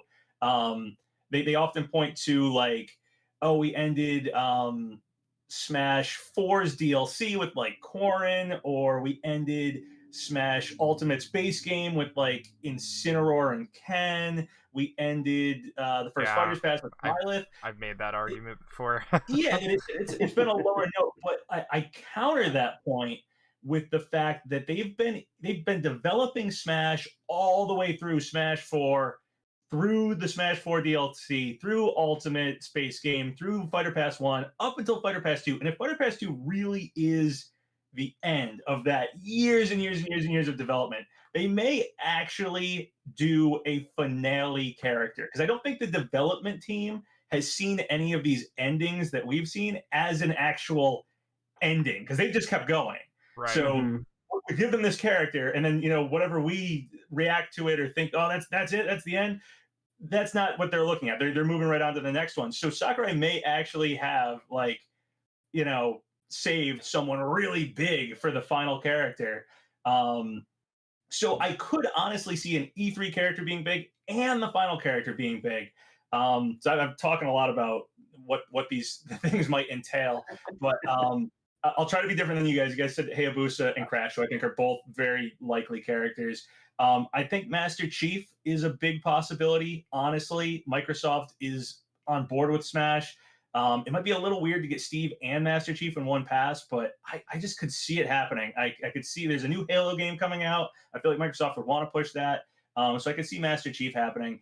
And then I probably, if I'm being realistic about who I think it might be, Master Chief and then maybe Hayabusa for the final character. But just to be different, I'll say Lloyd because his Mii costume has survived, and I'm a Tales of fan.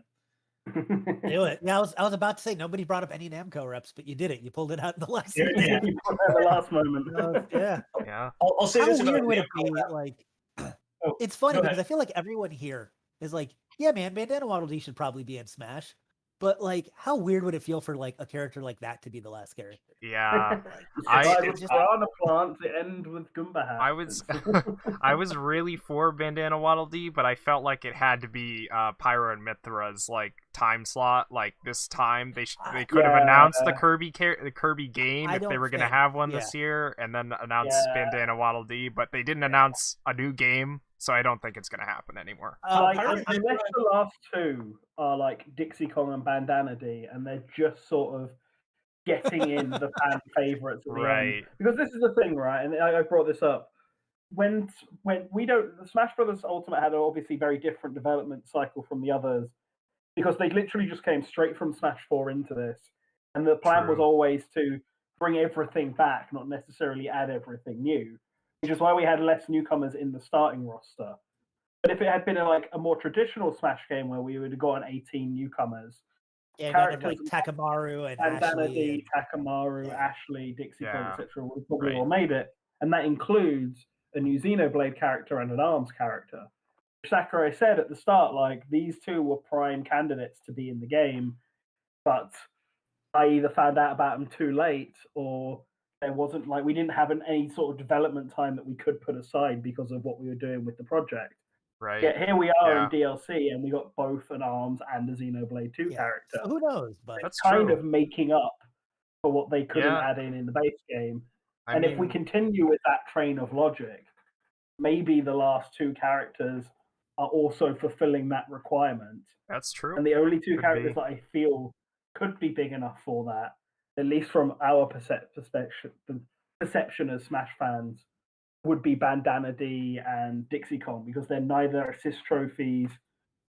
I guess Dixie Kong has a Mii hat, but it's just a hat and it was in the base game, so I don't think it matters. Yeah, like spirits don't deconfirm characters.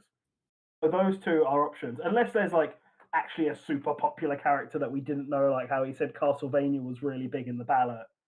Well, that's just because I voted for Simon Belmont every day on the ballot. He did it, so you got him in. It is kind of a big question right now, because I always feel like this happens. We get a character, and then speculation, like we focus in on similarities between the character we just got, and assume that the next are going to be like that. Like when Min Min happened, I think a lot of people were guessing at like Rex, like Xenoblade stuff, or a Pokemon, like first party stuff. And then we got Steve, and I remember everybody was like, "Oh, Fortnite's getting in Smash because Minecraft's in Smash. So of course, Fortnite's going to get in Smash." And then Sephiroth, I kept seeing people talk about like Eggman, Dr. Robotnik, like villains. And now we're back to it's going to be characters that they wanted for base game, and they're going to finish it out, and it's going to be first party stuff. It's so hard until you take the step back and we have all the characters to look at it and be like, that's what they were doing with the past. So it is tough. I'm really unsure if they're finishing off if like, is Pyra and Mythra the last of the, this is what we want to do in base game, this is to finish, like, was it ARMS and Xenoblade, and now they're past that, and the last two are going to be different than that? Or, like you're saying, are there more first party or things they almost put in base game stuff to come? It's so tough to know that. Yeah, it feels like Fighter Pass 2 though was kind of finishing up things that they kind of wanted for the base game, even with like Sephiroth and the fact that we knew that Steve had been negotiated for so long, but we don't know what they've been working on for so long, so it's hard to say. Yeah, it feels like to me that they definitely decided on Fighter Pass 2 at the same time as they were deciding on Fighter Pass 1. And like, because with Steve had been negotiated for like since 2015, and I wouldn't be surprised if Sephiroth and all the Final Fantasy content was like negotiated at the same time that Cloud and the Hero War, and that was the reason why Cloud came with basically nothing. I could totally saving it for DLC. I could totally see Sephiroth being the compromise. Like, I hate to, swear as a stingy company, but I could see that Sakurai being like, no, we want everyone is here. And they're like, well, we want you to sell Cloud again. And they were like, how about we sell a different Final Fantasy VII character as DLC and put Cloud in base game? And they're like, okay. Like, I could see that being. That works for us. Yeah. But you can't have any spirit art until then. Give you Cloud and Midgar, and that's about all you're getting. But by the way, so just real quick, I saw some people talking about Reimu in chat, and personally, I think Reimu's possible, but not extremely likely, because her she's not very well known in the West, and even you might point at something like Dragon Quest, but even that is actually pretty big in the West. It's just not as massively huge as it is as Final, but they still sell millions of copies. But I just wanted to touch on that real quick because people were talking about Reimu is a character that, like, if you go into a video game store, you're probably not going to see her in the West. Whereas Dragon Quest, you will see Dragon Quest stuff. You might not have played it, you might not know someone who's played it, but it's there, it's been around, it's in the gaming magazines, like it's been around the whole time. But Reimu, not so much. And the other thing I keep pointing out, like, when these characters are probably going to happen, next one's probably going to be E3, so I can't see Reimu there. And then the final character, maybe, but I don't know. I don't know if they go super, like, I feel like what you're saying with Waddle Dee being the, like, it just missed, it would have had to be the Pyra and Mythra spot. I feel like a character like Reimu would have almost had to be one of, like, the last spot here, and not one of these last two, like the place we just got. Right. Mm-hmm. Yeah. I mean, Toho has a cult following in the West, but that's the emphasis on the word cult following there. It's not a mainstream thing, so it's going to go unknown more. So, like, even if you do like Puyo Puyo, people at least recognize the Puyo Puyo aspect of it, even if they don't necessarily recognize Toho's the biggest so here's the thing about Toho, right? Toho's the biggest indie series in the world because it's like Zun, who's the creator, is basically like, no copyright on here, make whatever you want. And so it's imagine if all of the Sonic fan games were actually official Sonic games. Yeah. Sonic would be Mario. Yeah, Sonic would have stupid, and it's the same thing with Toho. Zun has made, like, I want to say like something like 16 Toho games or something. But there's a billion other Toho games, even some on the Switch, like that Double Dash racing game, that he doesn't have any involvement with because they're just made by fans of Toho, and he has no problem with letting people make games in the Toho series that he has no supervision over and letting them do what they want, which is also why the quality varies so much. Like the Double Dash racing game is fine, and the Toho games he makes, the shmup ones, are really good. But then you get like that really terrible brawling 3D fighting game that they made, that someone made, I guess. That's just awful. And I've played like a point-and-click horror game that's based on Toho was terrible. But then I've also played a Metroidvania that's based on Toho, and that was really good. So the genre, the characters, literally all of that varies. Yeah, it's really weird because it's all when everything's official, nothing is. It's kind of that could be another issue for Smash, simply being that Nintendo might not want to delve into a character that basically has no official sort of copyright. Like someone can make the argument that if they wanted to, they could just use Reimu themselves and do all the music. Wouldn't even need any copyright. Wouldn't need because there's no copyright around it. But at the same time, like it would be if they did Toho, they'd have to do Reimu because obviously it's made by Zun. They'd only be able to stick with music that Zun himself made. They'd have to negotiate this with him and make sure that they avoid anything that he didn't make. On the off chance that if they included something that a fan made, that fan gets angry because they weren't consulted about it, sort of thing. Which is the problem with just fan characters in general in games. Like we saw it with Skullgirls, where they added in that fan character, and then the guy who made that fan character demanded royalties for it. He wanted to be paid for it, and they had to cut it. It definitely becomes a difficult, messy situation. I mean, just to play devil's advocate for the Reimu fans out there, Sakurai did say, like, it doesn't matter if a character is well known. It doesn't, it's about the moveset and stuff like that. So Reimu has that going for her, but I'm on your guys' side on this one. I don't think she'll probably happen for basically all the reasons. Yeah, I mean, anything's possible, and Reimu started in a video game, and that's all that really matters. So it could happen, but I don't think so. Tohu's kind of weird for me too because I feel like it's the only video game series that I feel like is bigger amongst anime fans than just general video game fans. It's weird. Like, because seriously, because when you go to places where there's a lot of people that are really into anime and Japanese culture and stuff like that, like you'll hear it talked about, but when you just talk to people about just gaming in general, it doesn't come up as much. It's it's kind of a weird series. That's a really good reason. So go on first. That's a really good point, and it kind of harkens back to what I said with, like, I'll go into like a video game store, not necessarily a GameStop, but like a retro, everything video game store. I probably won't see any Reimu stuff. If I go into an anime store, I might see some Reimu stuff. Exactly. So it's weird. It's a little weird. So we're gonna go. I think I just two that we want. And then we'll probably wrap up. So if you guys do have any other super chats, you might want to get them out now because we're not going to be going too much longer. Yeah. Also, I checked. There are 18 official Toho games. With the 18th one coming out this year.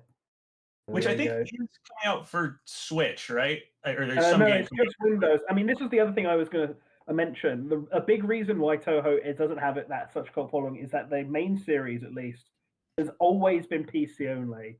And it's always been only in Japan. And the only reason we have it over here is because we've had fan translations of it. And it's almost always sold at like Comiket, which is the big otaku festival, which is probably why it's its connection to anime. This wasn't something that was... Toho isn't a game series that was made available in Japanese stores. It was something that was sold as like, here is the game that I made independently at Comic-Con.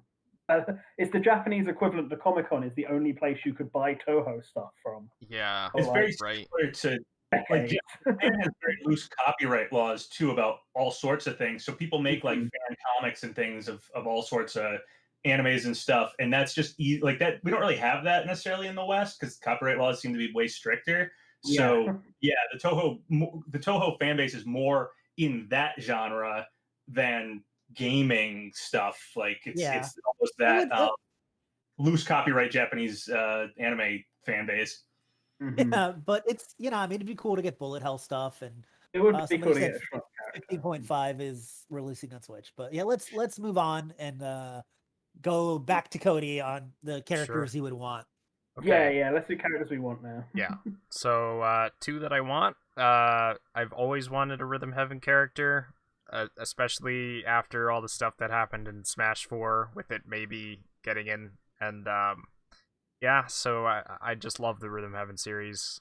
But, besides Rhythm Heaven, Bandana Waddle Dee, I feel like, the Kirby series does need another character to round it out. And, that's probably my favorite game series. So two, yeah, pretty straightforward answers.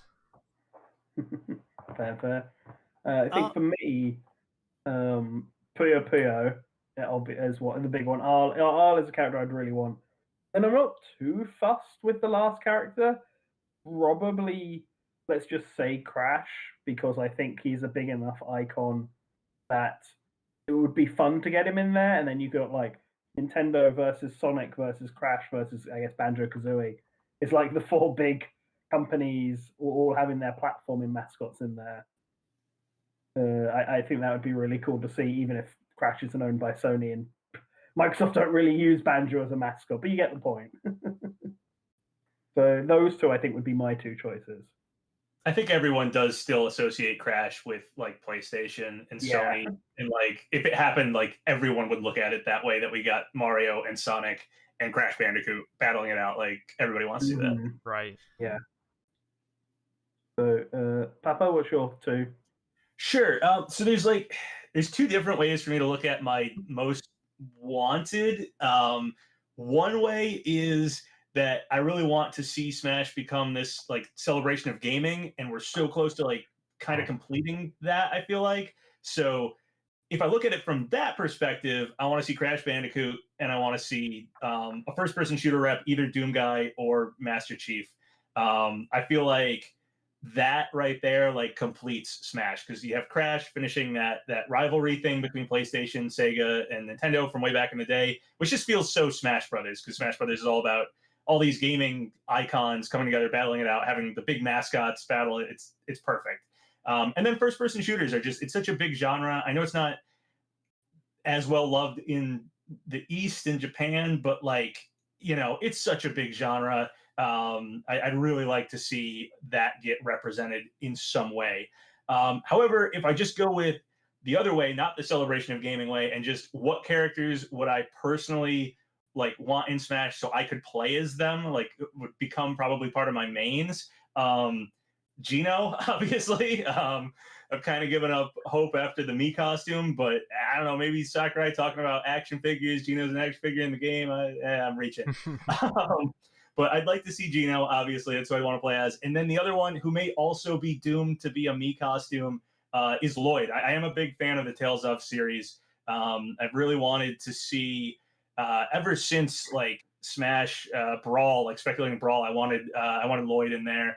I want either Lloyd or Isaac from Golden Sun. So Lloyd seems more likely, more possible. So that's who I'm looking at now. So those are probably the two I'd actually potentially pick up as characters I'd play as, Gino or Lloyd, who I'd like to see as a celebration of gaming, Crash, and Master Chief or Doom Guy. And the one other thing about more so what I said before about what it might end on, I put Lloyd at the end as like a Namco rep at the end. And I will point this out. It's possible, since Namco helps make Smash, I could actually see, if a Namco rep is happening, that Namco might be just being very modest since they work directly on Smash. They may have always considered a Namco character, but have pushed it back to the very last fighter because they like, if some other company's getting a fighter, even Nintendo, they're like, we'll work on that first. Our character can wait. Our character can wait. And that might be the final character, could be a second Namco rep after Pac-Man, because of just being really modest and, being like, well, we can always do our character later. We can always do our character later. So I could see a Namco character happening at the end. It's so interesting that because Namco's working on this, if it wasn't if this was like an internal Nintendo studio, I would think maybe they could take a break and then go back to Smash development for like a DLC Pass 3 like months in the future. But I don't know if that'll happen because of the fact that, it's not Nintendo. It's tough to pull that same team here. I guess my theory on that maybe happening like years down the road or something like that would maybe be that right now internally they're setting up like either a very small team or an easy way to come back to things or something, so that they like planning ahead that that'll happen in the future. But it would definitely have to be something they plan ahead for. I feel like if they just disband, it would be very hard to decide later, like we're going to do Pass 3. It would almost have to be right now. They'd be like, we're going to do Pass 3 later, not we're going to end it and then 2 years from now, hey, let's do Pass 3. Like it has to be decided now. I feel like. Yeah, I agree. Right. Same. Yeah. What if it's wild and Sakurai's actually steps away from it, but it still keeps going? And Nintendo just gets someone else to do it. Yeah, if Sakurai sets up like, here's a small team that's willing to come back in a year and make some more characters or something, maybe Sakurai will just go away from it too or something. They'd kind of have to set that up. I do think it's always funny when people say, sorry, I'm kind of getting a little off topic here, but I do think it's a little funny when people are like, Sakurai needs a break, which I agree with, and I'm not at all trying to downplay how much intense amount of work Sakurai does for these games. But I do feel like the DLC, the past few years of DLC, has probably been more of a break for Sakurai than he usually gets making games. And probably when he ends the DLC and goes work on some other project, it'll probably be more work than what he's currently doing. Obviously, I don't know that for sure, but I feel like that's probably the case. It's probably a pretty cushy job as far as what Sakurai has done throughout his life, doing just the DLC for Ultimate these past couple of years. Yeah, he's enjoyed not having to move house for 10 years. Yes, exactly. This is something he always says he does whenever he starts a new project. So, I guess for my two characters, well, number one would be Bomberman, but I'm not even including assist trophies in here, so we'll move past that. And yeah, like PapaGenos said, I really would like a first-person shooter rep, especially Doom guy. But my most wanted right now is Ryu Hayabusa. Like, I'm just a big Ninja Gaiden fan and a big old school NES fan. I think he could do cool stuff. You could have a shadow clone mechanic, or he could use different weapons, or he could switch from hand to hand to sword. There's like a lot you can do with that character. And he's like just a typical, like, I feel like we still don't have that just straight up, video game ninja. We have ninjas, but not quite that way. So Hayabusa. And I'm gonna go a little different on this one because I'm always like, I don't want a Pokemon. But I remember during the Pokemon Direct when they did the whatever the new game is, a legendary game. What's it called? Pokemon Legends Arceus, is that it?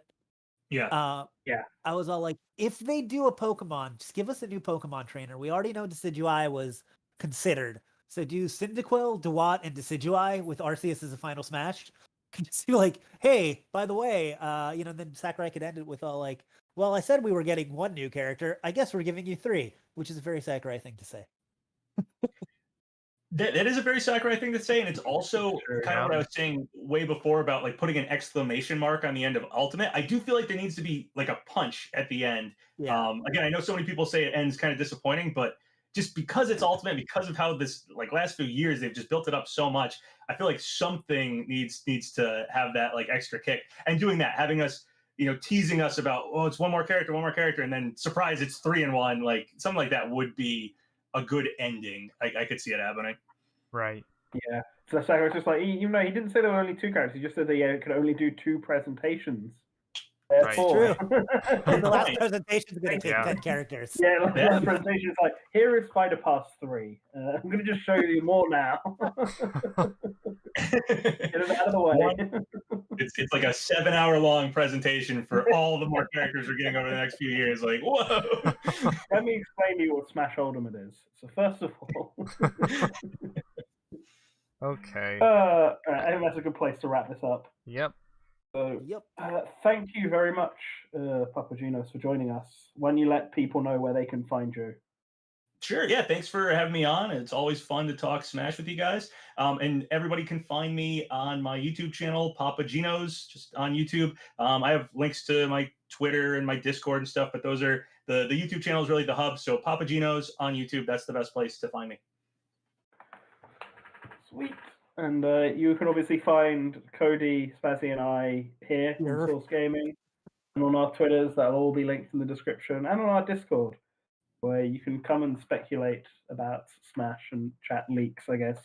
But not Smash leaks. There's channels for something else in our Discord. Yeah, you talk about the Smash leaks in the leaks channel, which is right now just all about Switch Pro. Everything is Switch Pro. Switch Pro stuff all the time. But yeah, everyone enjoy their Sunday, and remember, it was daylight saving. So if you feel weird like you've missed an hour, that's why. Because you have, because of some dude that collected bugs. Yeah, go out and catch some insects in his name. Yeah. All right. Bye, guys. All right. See you, everybody. Bye, everybody.